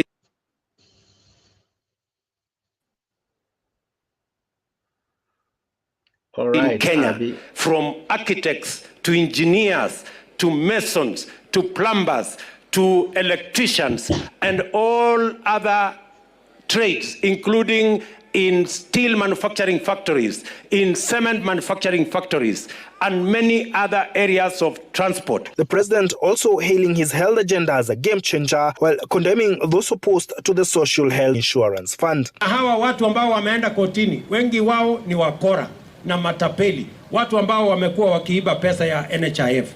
Wengine wao wako huko makotini, wako na NHIF, wako na comprehensive medical cover, na hawataki mwananchi wa kawaida akuwe na medical cover. Mimi nimewaambia liwe liwalo, juu chini, kulia kushoto, mbele na nyuma, mpaka mwananchi wa kawaida pia apate hali ya kutafuta matibabu. The Central Kenya politics also took center stage, with Deputy President Rigathi Gachagua calling on leaders from the region to speak in one voice. Ningetaka kuuliza viongozi wetu wale wamechaguliwa, hasa vijana, waelewe mambo ya siasa ya Mlima Kenya, ya kwamba sisi tunaongeaga lugha moja kutoka Meru, Embu, Tharaka Nithi, Nyeri, Laikipia, Nakuru, Murang'a, Kiambu, Kirinyaga. Sisi tukiwa viongozi wa mlima tunasema tunataka tukae pamoja kabisa, bila vurugu yoyote, bila kutenganishwa na mtu yoyote. Na tukiwa nyuma ya Rigiji. President Ruto tours Igembe Central, Igembe North and Igembe South constituencies on Friday. Martin Munene, Citizen TV. Right. So that is the president in Meru. It was interesting. Central politics really played center stage. We Rigiji akijitetea because kumekuwa na calls to have him replaced come 2027 by either Kindiki or Ndindi Nyoro or even Waiguru. All right, so that's why he's calling. Haina haja tuanze kugawana tuseme ati watu wa Murang'a, watu wa Tharaka Nithi, watu wa Kirinyaga. Hapana, tubaki kama mlima. Well, but it is interesting. So really get that. You have a lot to learn and hear from that part of Meru. And I'm sure tomorrow and the day after, you will get a lot from Meru. But before I even ask Melchizedek to come in, I want you to listen to one person who really for the disabled and equally speaks for the vulnerable and the people living with disabilities and all, and he's a serious politician, and there's something he said against all the president, because there are so many sentiments the president was saying, especially against Azimio and how they in fact aliwaita hao ndio wana cause chaos because at one point people were trying to heckle. So he was saying hataki furugu kwa mkutano yake kwa sababu Azimio ndio huo wana cause fujo. All right, so that happened as well, but there's something that Macarena said, and that's what I want you to listen into before I bring in Bwana Fiambo. I think it's just use a few minutes wadau, and then we continue. Hii kwa sababu wa Meru na watu wa Mount Kenya East umesikia watatembelewa siku 3 na rais. Rais hajakuja Meru kwa sababu kuna project analeta. Nataka kuambia Wakenya na wa Meru wasijidanganye. Ile uongo yote president amewapea ni uongo, ile ilikuwa inafanya sisi hiyo sufuria wanadharau ndio itasaidia wa Meru. Na mpaka wa Meru wamwamuke. Kitu ya kwanza mnadanganywa nyinyi, hakuna mtu atalipia mtoto school fees. Jaribu upeleke mtoto kwa shule kama una school fees. Jaribu upeleke mtoto wako rais ndio namba 1 Kenya. Anandanganya usiku na mchana. Sile project sote. Senya amekuja hapa kundanganya siwi project amekuja kufungua Meru. Hakuna yenye iko imefunguliwa wakati ya Uhuru na yeye. Hizi ni project zilikuwa kwa budget na ni project zilikuwa zinaendelea wakasimamisha. Kwa hivyo hii ni kukuja kutundanganya tu kama watoto. Kitu kingine ile nataka kukosoa rais. Na Wakenya wanielewe, wale wanataka kuelewa na wale hawataki waendelee tu kukaa kwa giza. Kenya Kwanza ni waongo. Wanakuja wanachukua kama ni land pale Meru. Wamechukua land ni ya wa Meru. Hawajalipa hata shilingi moja. Alafu kwa ile land hawatumii shilingi yao hata moja. Wanachukua pesa ya watoto wetu wale wako kwa serikali. Mtoto kwa pesa livu unapata hata hana shilingi moja. Yeye ndiye anakatwa pesa, inakuja inajenga kwa land yenye wamechukua bure, wanaijenga hizo manyumba. Hakuna Mkenya hata mmoja ataweza kununua hizo nyumba. Sasa hii kuna zile project zenye zilimaliziwa na Uhuru. Nataka watu watoke Meru, watoke Mount Kenya, wakuje waone. Hapa ni Wasundani. Hapa ni watu wale wanaishi ngambo ndio wananunua hizo nyumba. Kwa hivyo hii serikali inatukon mchana, usiku na mchana. Na president anasimama anataja jina ya Mungu, anasema ameajiri vijana. Utaajiri kijana aje kubeba mchanga? Mtoto wako na degree, mtoto wako na PhD amesomezwa. Alafu unamwambia ende akangangane na mijengo. Hiyo ndio kazi ile tu uliona wakati wa Kibaki alisema ataleta bonda, akaleta hizi Brombox. Kibaki alichange mara moja na watu wakasikia impact yako wewe, bandala itusaidie inatuingia kwa uongo, inaingia kwa mfuko. Sasa hii hata wale wanakufuata hakuna mtu hata mmoja ana kitu. Sasa hii Meru tunalia kwa sababu ya sniper. Tulikuwa tunataka kujua who is the financier. Haujaongea kuhusu hiyo kifo ya huyo mtoto. Na wewe mwenyewe ulisema Kenya hii hakuna mtu ambaye ataua mwingine tena. Sasa hii kuna yule ameuawa na unazunguka huko na uongei kuhusu hiyo. Kazi yako ni kufungua mirandi ya uongo yenye ilifunguliwa tena na yenye itaendelea. Ile mrandi tu itaendelea ni affordable house, hii nyingine haitaendelea. Na affordable house nimeelezea wa Kenya ni kwa sababu samba serikali haitoi pesa kwa samba, serikali hakuna pesa inatoa kwa wale watoto wetu wameajiriwa. Unapata mtoto pesa ilivyo haina kitu, ndio serikali inamuibia, inakuja inakupea wewe, alafu inakuambia ununue hiyo nyumba. Utanunua na nini? Pesa ilivyo hauna kitu, yule mwenye amejengewa hana kitu. Sasa hii ni mambo tu ya kunyang'anya, na ndio unaona president ana insist kusikia jina koti, kwa sababu anajua ile vitu yote anafanya ni kinyume. Lakini niwaambie kuna Mungu, na mkitaka tu survive, turudini kupigia Mungu magoti, ndiye atatutoa kwa hii serikali. Hii serikali ya Kenya Kwanza ni waongo, na waletea Raila next week akuja wahesabie ile pesa yote hao wameomba kutoka nje. Wanadanganya wao hawakupata pesa, lakini ile maloni wamechukua ndapo. Wakenya tunaenda kuisha. Asanteni Wakenya, tutaendelea kuongea ukweli. Na sufuria tutaweka kwa kichwa, mpaka kwa matako, mpaka kwa kifua, mpaka haki ya Wakenya ipatikane. Hakuna mahali sufuria itakuwa. Hatutaiogopa. Kwa sababu hiyo sufuria kama ndio inawauma, ndio muongee ukweli, ndio tutavaa. Koti mmechukua, bunge mmechukua, senate ndio hiyo, lakini nashukuru wale senator. Kuna senator wenye nashukuru hapa Kikuyu, wenye wamesimama kukosoa Gachagua. Na namwambia Ndindi Nyoro, usiogope Deputy President. Kama we ni mwanaume unataka kuokoa Kenya, simama kama mwanaume. Na hata Kindiki, Mount Kenya hizi hata Kindiki akikataa, sisi wenyewe ndio raia. Ndio tuliweka Kindiki pale kama mtoto, ndio amewekwa na watu wetu. Tukishikana tutakuambia kwa nguvu, utaingia vile sisi tunataka. Wewe kaa kwa serikali, lakini sisi Kindiki ndio tunataka utusimamie Mount Kenya hizi kwa nguvu, kwa vyovyote vile, na hatuogopi, na tutaongea. Kale kanazaliwa azaliwe. Asanteni. Kale kanazaliwa kazaliwe. Melchizedek, vipi? Nina dakika kadhaa kabla sijatamatisha. Maoni yako ni yapi? Naona uko job, unafanya ile kitu. Asante sana kwa kuchangamka na kuwa mjenga nchi away from me. Come and take it. This other. Yes, black one. Right. No, the other one I'm making. Just come and check other one. Wait. Yeah, sorry. I was having a call. All right. Habari yako? Naelewa. Ujaluo lazima itatumaliza siku moja. Habari ya siku mingi. Niko mzima kaka, uko vipi? Niko salama sana. Aha. Nimekuwa kwa siku mingi sana. Umejificha huku nje bana, lakini naelewa majukumu, lakini vivyo hivyo karibu sana kwa show. Yeah.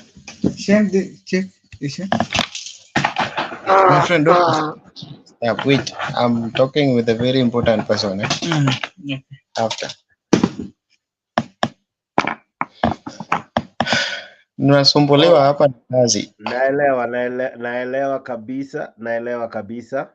Sasa nikuulize, maoni yako ni yapi? Tumediscuss vitu mingi, nimecheza vitu mingi, nimejaribu kukuzia maswala kibao, because hapa Kenya vitu ni kibao ambavyo huwa tunazingatia. But maoni yako ni yapi? Juu nimeingia kama maneno ilikuwa inaendelea, nilikuwa nimeona but leo nilikuwa naingia usiku. Anyway, kitu yenye naweza sema sahi ni maneno matatu ambayo ningependa niwaambie watu. Mimi sio Ruto, niko na maneno matatu. Unajua kuna shida ambayo iko, ambayo kila mtu anaona, lakini watu wataki kuitimiza ama kufanya action, kwa sababu sahi watu wako kwa msimu ya sarakasi ya nini. Ni kama we already started the campaign, but it's just a year. Everything you see, kila mtu ukiangalia pale, wakina baba wanaendelea kufanya recruitment, ndio hao wanyanyasaji pia wako na maneno yao, bado wanaongelelea tu maneno ambayo ilipita 1 year ago. So it's a high time that the way vile jamaa amesema, hatuwezi sema ati Mungu ndiye amefanya ama Mungu ndiye atatusaidia. Sisi wenyewe Mungu amesema huwa anasaidia wale ambao wanajisaidia. Kwa sababu huwezi ngoja ya kwamba Mungu anakuja kusaidia kama huwezi kujisaidia wewe mwenyewe. Lazima ujitume. Yes, lazima ujitume. Useme ya kwamba enough is enough. Unajua hii serikali bandia iko na kiburi sana, iko na kiburi kwa sababu una judiciary pale, watu walisema wasiende kukutana na Martha Koome, they did it. Walisema ya kwamba hii maneno ya affordable housing walete kwa public participation, watu wanakataa, but they are still insisting that they have to do it. Kuna siku niliuliza swali, sijui kama ni kwa mtembei ingine ile channel, kwamba tuchukue hiyo shoe ya yule mtu ambayo ni mwalimu yule ambaye anafanya huko ushago kwa shambani huko, ambaye anakatiwa salary yake kwamba anajengewa affordable housing. How will he or she get that house yet is in mashambani na nyumba yake na kile kitu, na hizi nyumba zinajengwa kwa towns? So my question is, how will he or she also be a part of this affordable housing? Because this issue of affordable housing has a lot of question mark. Because you find that even you yourself, maybe you are at home there with your small car lion, but at the same time unaambiwa ya kwamba you have to pay for affordable housing, which you don't even have in your mind. If you have it in something that you have to have your own land where you can build your own house, how will this help Kenyans? Even though they're saying that is a part of employment. Niliuliza swali lingine kwamba wamesema ya kwamba wanasaidia youth kutengeneza, wamesema saa hii ulisikia akisema 100 and something amekuwa employed. What about wale wanafanya lawyer? What about wale ambao wanafanya doctorate? What about wale ambao wanafanya hizi course zingine ambazo haiendengi na hizo affordable housing? How they get the employment? That's the question people should ask. What about mwalimu? Yule mwalimu mwenye anafanya course yake ya mwalimu, atafanya kazi gani? Kwa hiyo ni ama atafunza wale ambao wanafanya mjengo ama ni nini? Unajua kuna vitu zingine ambazo mtu akisema we have to think twice. Tuko na plumber, tuko na electrician, tuko engineers, those ones are there, no problem. What about other courses? Are they going to get the same job, or they will go and look for the job after this job, or what is he trying to tell us that is creating for us the job? It's very painful when president anasema ya kwamba is giving people pia inaitwanga online jobs, which is before even he came to the so-called presidency. Online jobs iko na watu wengi wanafanya. He's not the first person to create. Kuna hii TikTok, watu wanapata pesa kwa TikTok, si hiyo ni online job? Kuna hii mtembei ambaye uko hapo, yeye ndiye alikutengenezea, hakuna, si ndio? We have to be realistic. No, yeye hakukupa, so unataka kuambia yeye ndiye alikuleta akaanza hii kazi? Haiko. In the real sense. Anasema ya kwamba alienda Saudia akasign contract wa wale ambao wakupeleka watu kufanya kazi nje. How comes you have your own country where you can develop and the enough capital and enough everything to make the country to be, then you are going to other country to look for the job for your people. Which kind of person are you? Even you yourself. Kama wewe ni mtoto wa babako na babako anasema ya kwamba chakula hakuna, wacha niende kwa jirani ndio nilete niwaambie mtaenda huku kukula. How does that one work? You look a fool in front of people, then people watu wengine wenye wana njaa bado wanakuja kwa huyu mkutano, wanakuklapia, wanacheza, wanasema Ruto anafanya kazi. This is the reality that if Kenyans we are not that much educated, then we have to go back to school all so that we can understand what Ruto is trying to say. And if we are educated and we have the knowledge and we have the wisdom and we have everything, we should stop this nonsense that is taking. I've been telling people, tutaongea hapa miaka nenda miaka irudi, but if there is no action, then we will be in that same category, that same level, that same kilio, mpaka Ruto atoke kwa hiyo kiti. And that's the point. Then watu wasimio pia waache kutokudanganya. Kila siku wanasema ya kwamba they are doing the recruiting. The country is in a bad situation. They should stop all this. Wasijui wanafanya jijui recruiting, sijui nini. They should focus how people will face this government and make them understand that people they don't have food. This thing they should do. But if they are still also going on that they are in the campaign and people are still continue suffering, then there is nothing for us to talk about. Yeah. Because last time I heard people say that now the economy is stable. Some few people. But if you see, the economy is being weighed by dollars and the petrol and fuel that we have in the country. If you look, dollars now is coming almost 62, if I'm not wrong. But before it's only 120. How will this one help?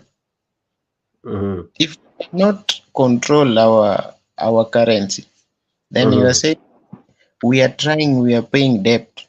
Watu wa rege ndio walifanya hivyo. Okay, walifanya. What about you? Ambayo wewe sahi uko kwa kiti.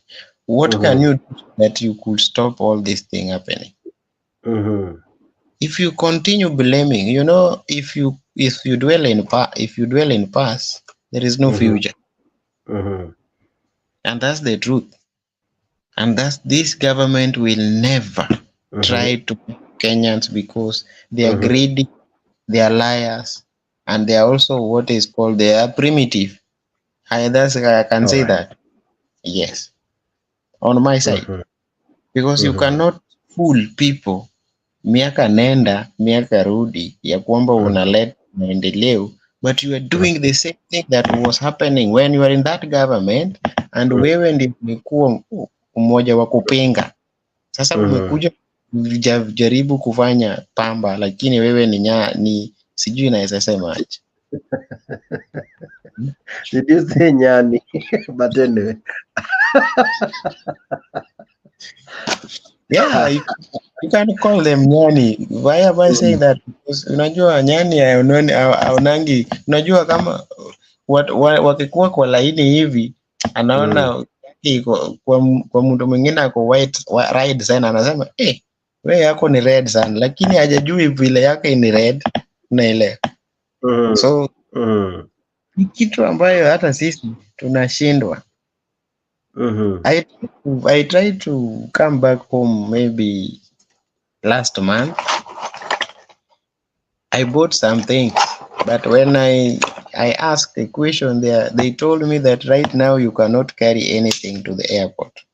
So which means we are in the same position from hata hii imeshinda Moi, kwa sababu kama vitu ambazo ulishanunua na pesa yako unakuja nayo Kenya umetumia maybe 2 to 3 years, then ukikuja watakuuliza risiti. Wakiangalia hiyo risiti wapate ya kwamba ni maybe $2,000, they will tell you that $2,000. So Why am I encouraging? Bora nikuje tu na mobile yangu nikibeba kwa mkono na passport na nishuke, then ninunue vitu nyumbani.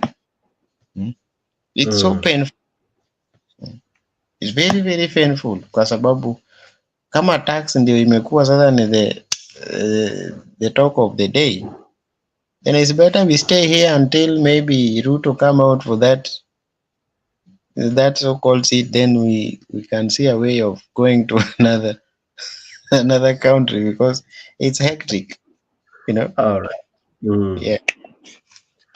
Okay, maybe the last bit maybe nitakuuliza so that we even wrap up the show. Allow me to ask this. Is Raila the man to beat William Ruto come 2027?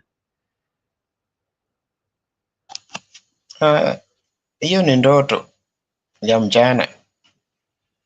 What do you mean ni ndoto ya mchana? The man so-called Ruto is not that person you see just like that, because the way that guy is doing, according to me, I told you, I still insist. Let us forget about all these old politicians. We are the people right now. We can have someone that can be a president. Not all the people, or not all Raila and Ruto should be the president. We have the other politicians that they can do better than them. So this issue of I know some people will say that staki Raila ama staki Ruto, but the reality is these people, they have tried their best. Especially Raila, he has done his best. So the only thing that he can help Kenya is that he can see a way of do away of this, because there is nobody that we can say, even you yourself, you can be the president. Once you understand what are the rules and regulations that you are supposed to follow to be the president. And wananchi pia wamekusupport, but kama tumekuwa na hiyo mentality ya kwamba we cannot have any other leader apart from these two people, then this where we go wrong. So on my side, naweza sema ya kwamba we should see, or we should look for someone else that can bring us or can take us down from this problem that we are facing every now and then. Because the IEBC that we have, hiyo ni automatic, ni ya Ruto. Usipende, hiyo ni Ruto. Atasema ya kwamba mimi ndio president na awekwe, na Wakenya watafanya kitu, kwa sababu kama Wakenya walikuwa na hiyo nia ya kutoa Ruto, sahii Ruto angekuwa nje, if I'm not wrong. So there is nothing we can negotiate or we can talk about that. We know that Kenya ni wale tunakuja tunapiga kelele, watu wengine wanatusiana ukisema ukweli, but the point is we are still dragged back because of one thing, that we always support the politician that started. Raila alianza kukama campaign kama mimi sijawahi zaliwa. He's still doing it. Wakina Orengo, mimi Orengo nilisoma kwa kitabu ya geography, sijui geography kwa sijui history, hiyo wakati mpaka leo ni still on that, which means we don't have otherwise. We only have there. We have our mind that this is the only thing, or this is the person that we can have as president, or we can have as a leader. Yet we have good leaders, we have good people that can make a difference in Kenya. Because if we say that Raila or Ruto will defeat each other, that one is, we are still dragging behind. We should think ahead of that. Hata tungepea hata mtu wa bangi, at least, unaona, yule anaitwanga jina yake imenipotelea hapa. Mwenye alisimama Wajakoya. At least kuna vitu zingine inafika wakati unasema ya kwamba hata huyu hakai, kwa sababu maisha imekuwa kitu ingine. Raila angekuwa ametusaidia sahi, and is still looking for another chance to be the president. Yet how many years now he's coming, like how many years now? Tusidanganyane kwamba ati Ruto kama Raila sasa ndio akisimama. Ruto akishakula pesa ya watu arudi tena apeane hiyo kiti ya kule ya 10 years, watu walie tena. Kama watu wako na akili timamu wamtoe, watafute yule mtu ambaye anaweza kusaidia. That's what I say, because I will never support these people, because these are the downfall that we have right now in Kenya.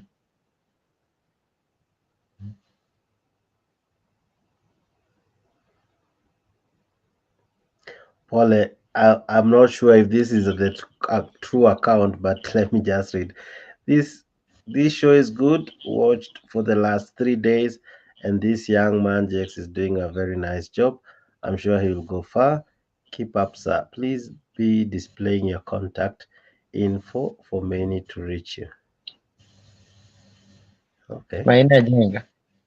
I don't know. I don't know, but well, okay, so even Maina Jenga himself, he can be the president. Such kind of people that yuko na kichwa ngumu yenye inasaidia Kenya. Those are the people we want now, because he's still young. He's still young. He's not that old, man.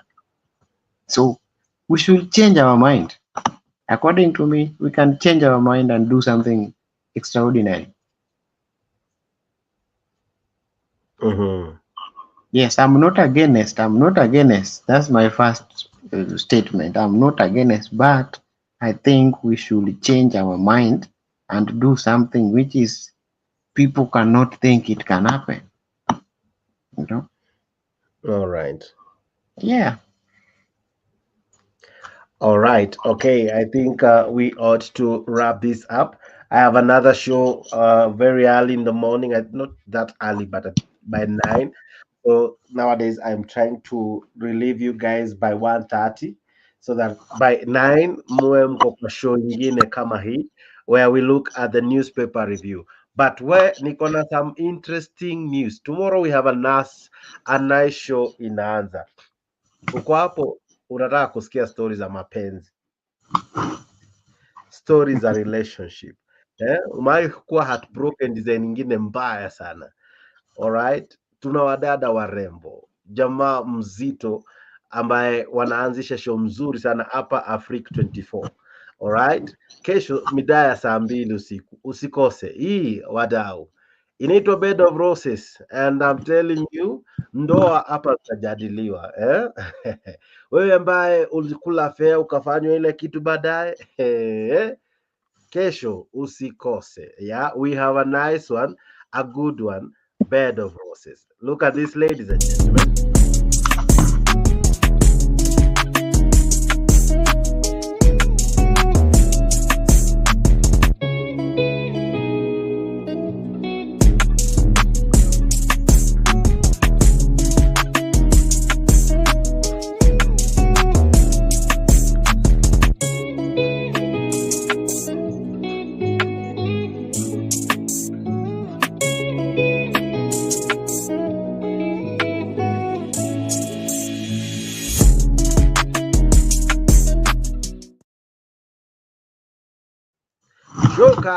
Show kali inaanza kesho saa 2 usiku. Hii usikose. Ina dada mzito anaitwa Ann Waweish ako ndani. Nakwambia burudani tamu utaipata hapo kesho. Itakuwa pia na MC Jesse, atakuwa si yule Jesse mnajua, but Jesse kesho siki tujue huyu MC Jesse ni mgani. Of course tunayo warembo watakuwa kwa hii show. Ni show fiti. Magi Nyals atakuwa ndani. I'm telling you. Hii ni show hutaki kukosa. Hii show hautaki kuhata. Alright? Ni show fiti, tunaanza kesho 8. Kindly tune in 8. Of course, I'll be first in the morning. Tutakuwa na show yetu ya of course gazeti review, and then before nikuje saa 4 na show kama hii, tutakuwa na hii show.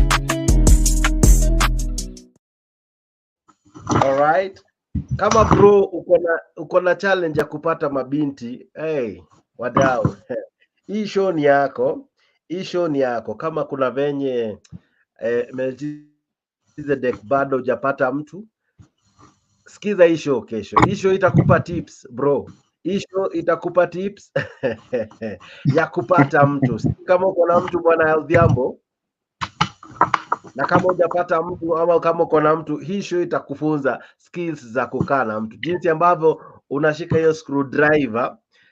Kuna mtu atakuonyesha jinsi ya kushika screwdriver ya hati ya mzee. Alright, so make sure bwana Melchizedek, ambia marafiki na mabeshte kibao ya kwamba kesho tunayo show moja murwa, show moja fiti, show moja kali, show ambayo inaanza hapa Africa 24.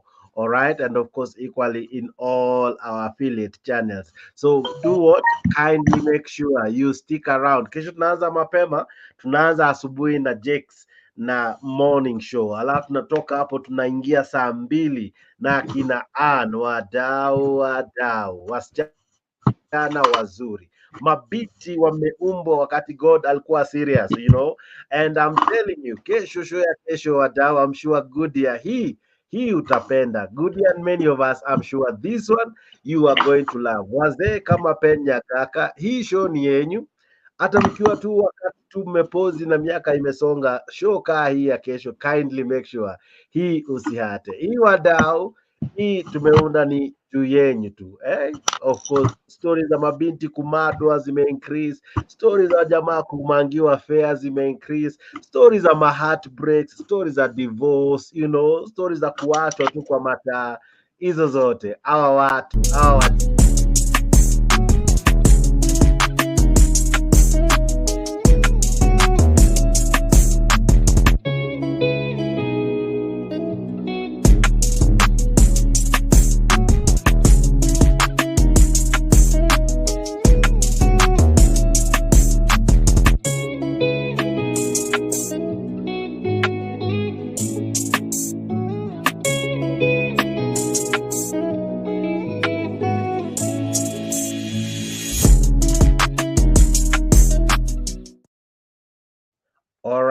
so hiyo ni kesho. Alafu Sunday show yako imerejea, show yako fiti, show yako ya mashamba, wewe ambaye unataka kuwezeka land. I'm sure Nyagaka will tell you, imekuwa show moja fiti, show moja murwa. Wewe ambaye umefanya kazi huko nje akina Odhiambo and many others, baada ya kupata hizo do, how do you get land? The processes, the stages. Ni aje utakuwa conned? Ni aje raia huku home hawata kuenjoy wanakujengea na hawajengi, hawata kuenjoy wamebai shamba na wajabai? How will you get genuine titles? How will you get genuine lands? On Sunday, all right?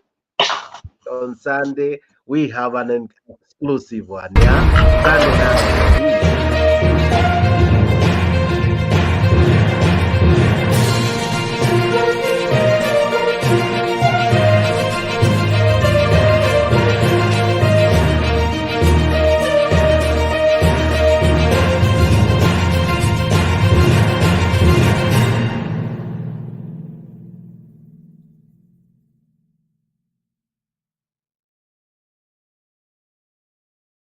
All right, I'm sure the dates there nakaa kitambo, but of course Sunday we have a nice one.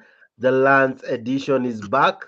And of course, we have a very new concept. So please stick around on Sunday. Make sure you tune in at 10 p.m. Kenyan time. Sunday tuko na show moja fiti sana. Of course, hii inaweza anza mapema kidogo, na we made sure it's tailor made for you. All right, please see you on Sunday for that Lands edition.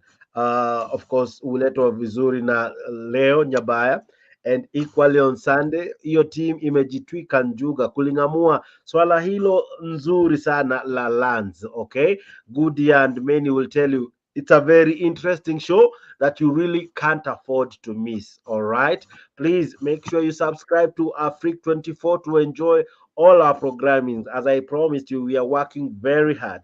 We are working very hard, pushing all the buttons to make sure we give you different content and nice content. Okay, well thought out programming just for you. And all you can do to enjoy all this is subscribe to Afrique 24. But show zote za Jex lazima zitakuwa show zote za saa nne. Usikuwe na wasiwasi. All right, we are well prepared to cover all this because we got you. We got your back, and we will do a good job for you. All right, subscribe to Afrique 24 and let us make this your #1 show and channel, and of course your social media channel. Okay, all right, good. Yeah, sha promise atakuwa na najua pia wewe mtazamaji utamake date na sisi au vipi? All right, now allow me to thank many who tuned in and equally participated in the comment section. I see good here Kondani. I equally see this tweet. I'm not sure if it's authentic, but for whatever it is, let me just say thank you, Mina Jenga. I am grateful and I'm humbled if it's true. All right, if it's true, we have so many pseudo accounts, but anyway, if this is true, thank you very very much. Aha, I see Mary Wasawa alikuwa ndani. Asante sana Mary Wasawa. I see Gudia alikuwa ndani, asante sana, and many ambao walituma ujumbe akina Remesu Yegon. Asante sana. Thank you very much, my brother, for that good work. Penya Gaka, who is equally in the show, asante sana. Na huyu jamaa pia ambaye alikuwa kwa show, asante sana. Anajita Tak Umba, asante. Godfrey Ruto, thank you very much for being part of this great conversation. Eli Othiambo, asante sana kwa kufanya ile kitu, my brother. Thank you very much. Black, I saw you na pia ulikuwa part of the show. Asante sana. Ezesh Mfinyi, asante sana kwa kufanya ile kitu. Thank you very very much. Asante a billion times. Mr. Geoffrey Ruto kama kawa, asante. You guy, you are just but amazing. Asante kwa your submissions. Jamaa anajiita Humphrey Mungwesio. Asante sana bwana Humphrey. Unasema Kalonzo always a watermelon. Humphrey, asante sana kwa maoni yako. Jamaa pia mwingine alisema kama tumetumwa ni jamaa alijiita Alex Mbuvi. Asante sana bwana Alex. Thank you equally for your sentiments bwana Alex. Na many mnakwambia ujumbe zilikuwa tu kibao, Dr. Recap na wengi ambao walituma ujumbe. Thank you very much. If I didn't read your name is because there are so many messages I was unable to go through all of them, but we always support your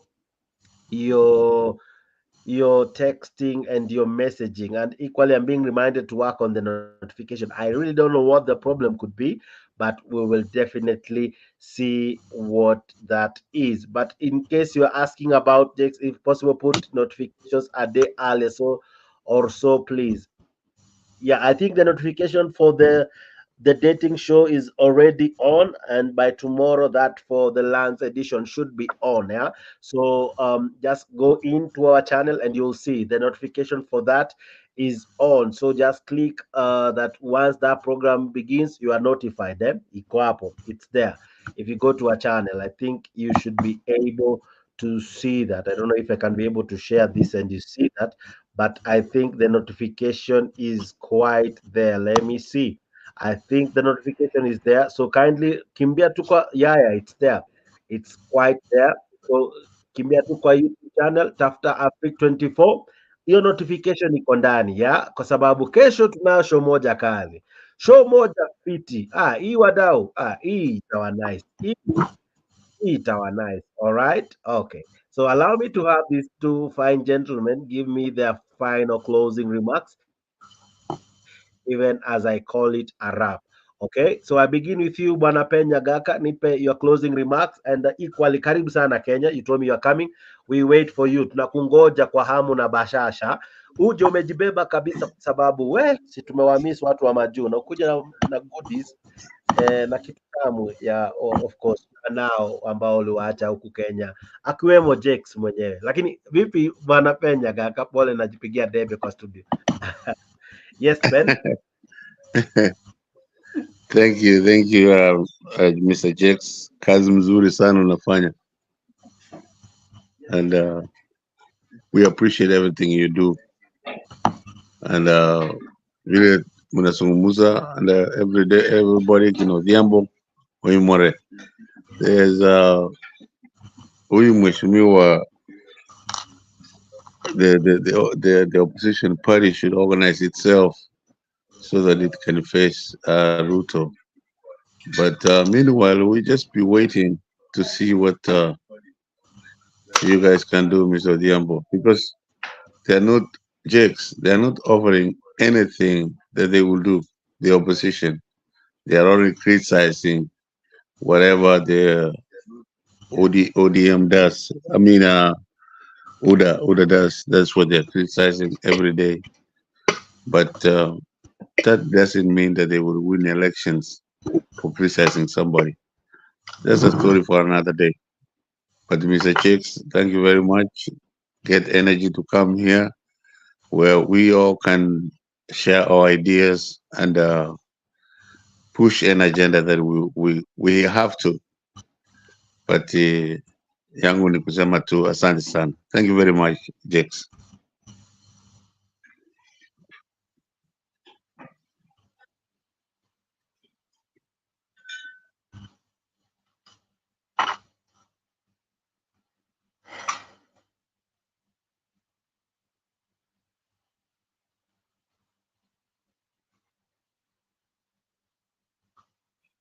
Jex, nimemaliza. I'm finished. Oh, sorry, I was muted. Melchizedek, you get to have the final word on this particular segment. Maoni yako ya mwisho tunapotamatisha ni yapi?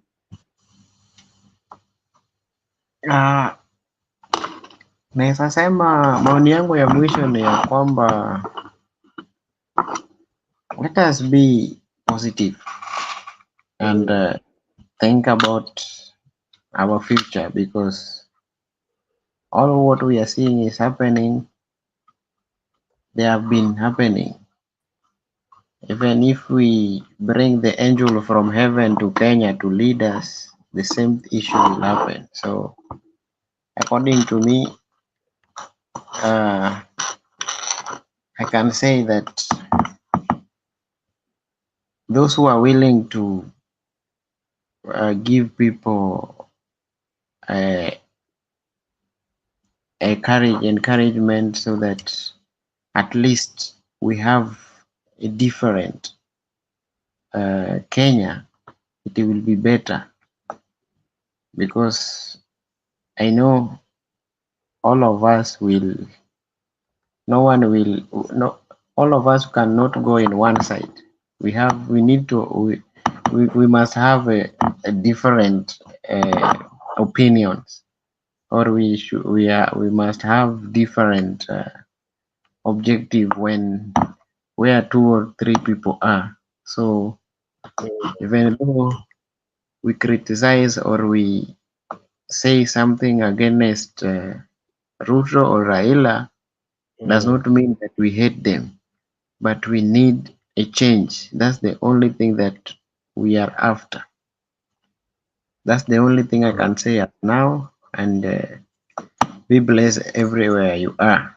And let's meet in the morning for this a wonderful show that you show us, because even us, we want to understand how love is sweet.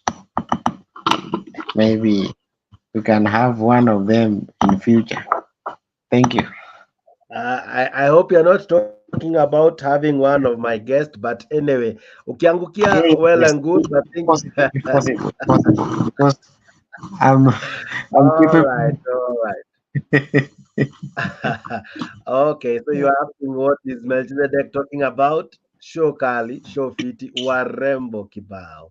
With one able MC, Mr. JC Akondani. Look at this one down. Oh, sorry, that is the photo. Allow me to give you the video. Sorry for that.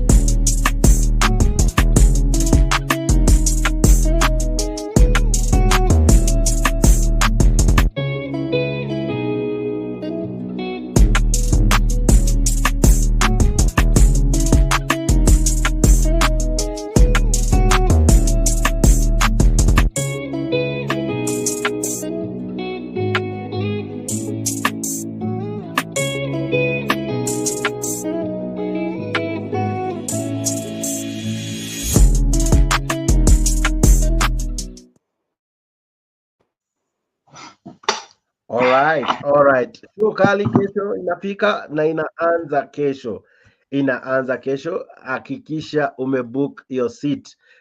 Kama ni popcorns tafuta mapema, chocolate wadau tafuteni mapema, chochote ambacho wakinakunais ukiwatch kitu kali make sure umeitafuta mapema. Vitu vikali vina happen hapa Africa 24. Kindly kimbia hapo YouTube, subscribe. All right, subscribe. And as I told you, sometimes yes, umesubscribe kwa Mtembei, umesubscribe kwa Leo, umesubscribe kwa Kenya 24, but all right, sometimes some of these videos zinaweza kuwa exclusive peke yake kwa Africa 24. So ili usikose uhondo, usikose utamu, usikose uzuri, usikose bwembwe na mambo kibao, all right, kimbia tu hapo Africa 24, because somehow very soon kutakuwa na shows ambazo zitakuwa exclusive tu kwa Africa 24. So kimbia hapo Africa 24, fanya ile kitu. So see you tomorrow morning, bright and early. I wish you a good night, a good afternoon, a good day, a good whatever time it is,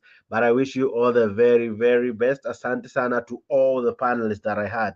Mr. Black, Mr. G, Wrecked Sheep, Mr. Kenya Rebel, Penyagaka, Melchizedek, and everyone else who joined me. Thank you so very much. You guys were just but amazing. Asante tu sana. Asante you guys were comment section. You guys are amazing. Thank you very much. Those who chose equally to watch, you are just but a fine, awesome crowd. Asante sana. Asante kwa kumeki show number 1. Asante kwa kutufuata in all our platforms. Okay, so thank you very much. Let us keep the conversation going. Let us keep this live and active. Okay, so kimbia hapo YouTube, tafuta Africa 24, like, subscribe and share. Wacha tuwe na ile kitu. Good dear, sijui umejinice vipi, lakini kesho usikose. Watu wasikose nini? Hii wadau. Wasikose hii wadau.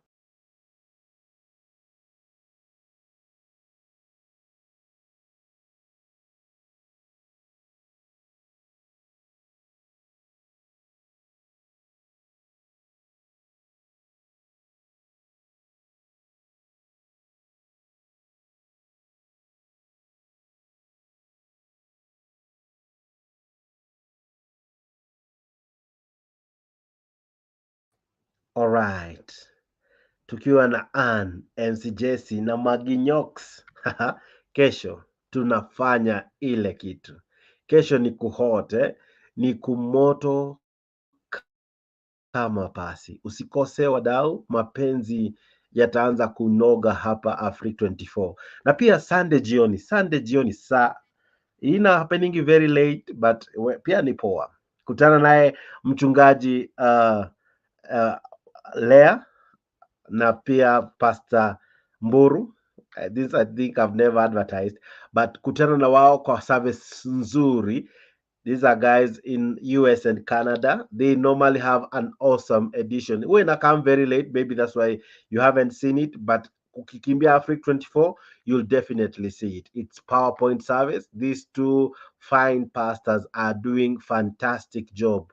I'm telling you, baraka kibao. So baada ya mapenzi, baada ya siasa, baada ya kununua mashamba, wadau, tunafunga wiki na maombi kocho, na maandiko na Mungu, na tunaanza wiki na Mungu. Hivyo basi make sure pia hiyo PowerPoint service unatazama. Watu wadau, hii ni vitu ambavyo haufai ukose hata moja. Na kesho kwa mara ya kwanza hapa Africa 24 tunawaletea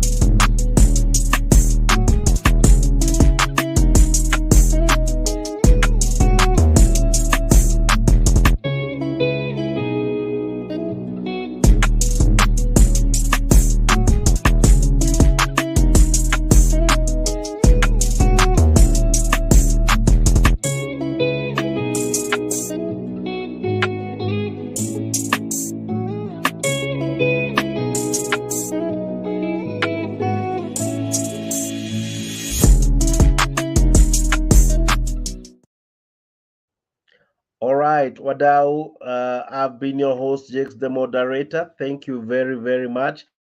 Let's do this again tomorrow morning and equally tomorrow evening after your show. Alright, I'll get your feedbacks immediately after that show. Nisikie vile mmefeel. Alright, we really plan that every Friday mtapata such content hapa Africa 24. See you tomorrow morning. God bless you. May God keep you. Alright, bye bye. Be safe. Take care.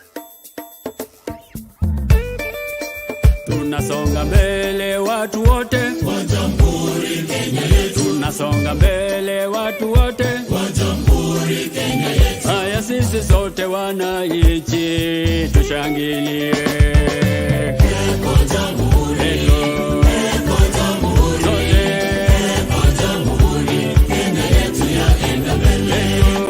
Eko Jamhuri, eko Jamhuri, eko Jamhuri Kenya yetu yaenda mbele. Mwaka wa 60 umefika, tangu Kenya iwe huru. Mwaka wa 60 umefika, tangu Kenya iwe huru. Haya sisi sote wananchi tushangilie. Eko Jamhuri, eko Jamhuri, sote eko Jamhuri Kenya yetu yaenda mbele. Eko Jamhuri, sote eko Jamhuri, eko Jamhuri Kenya yetu yaenda mbele. Twaenda mbio, Kenya yaenda mbele. Kwa elimu twaenda mbele.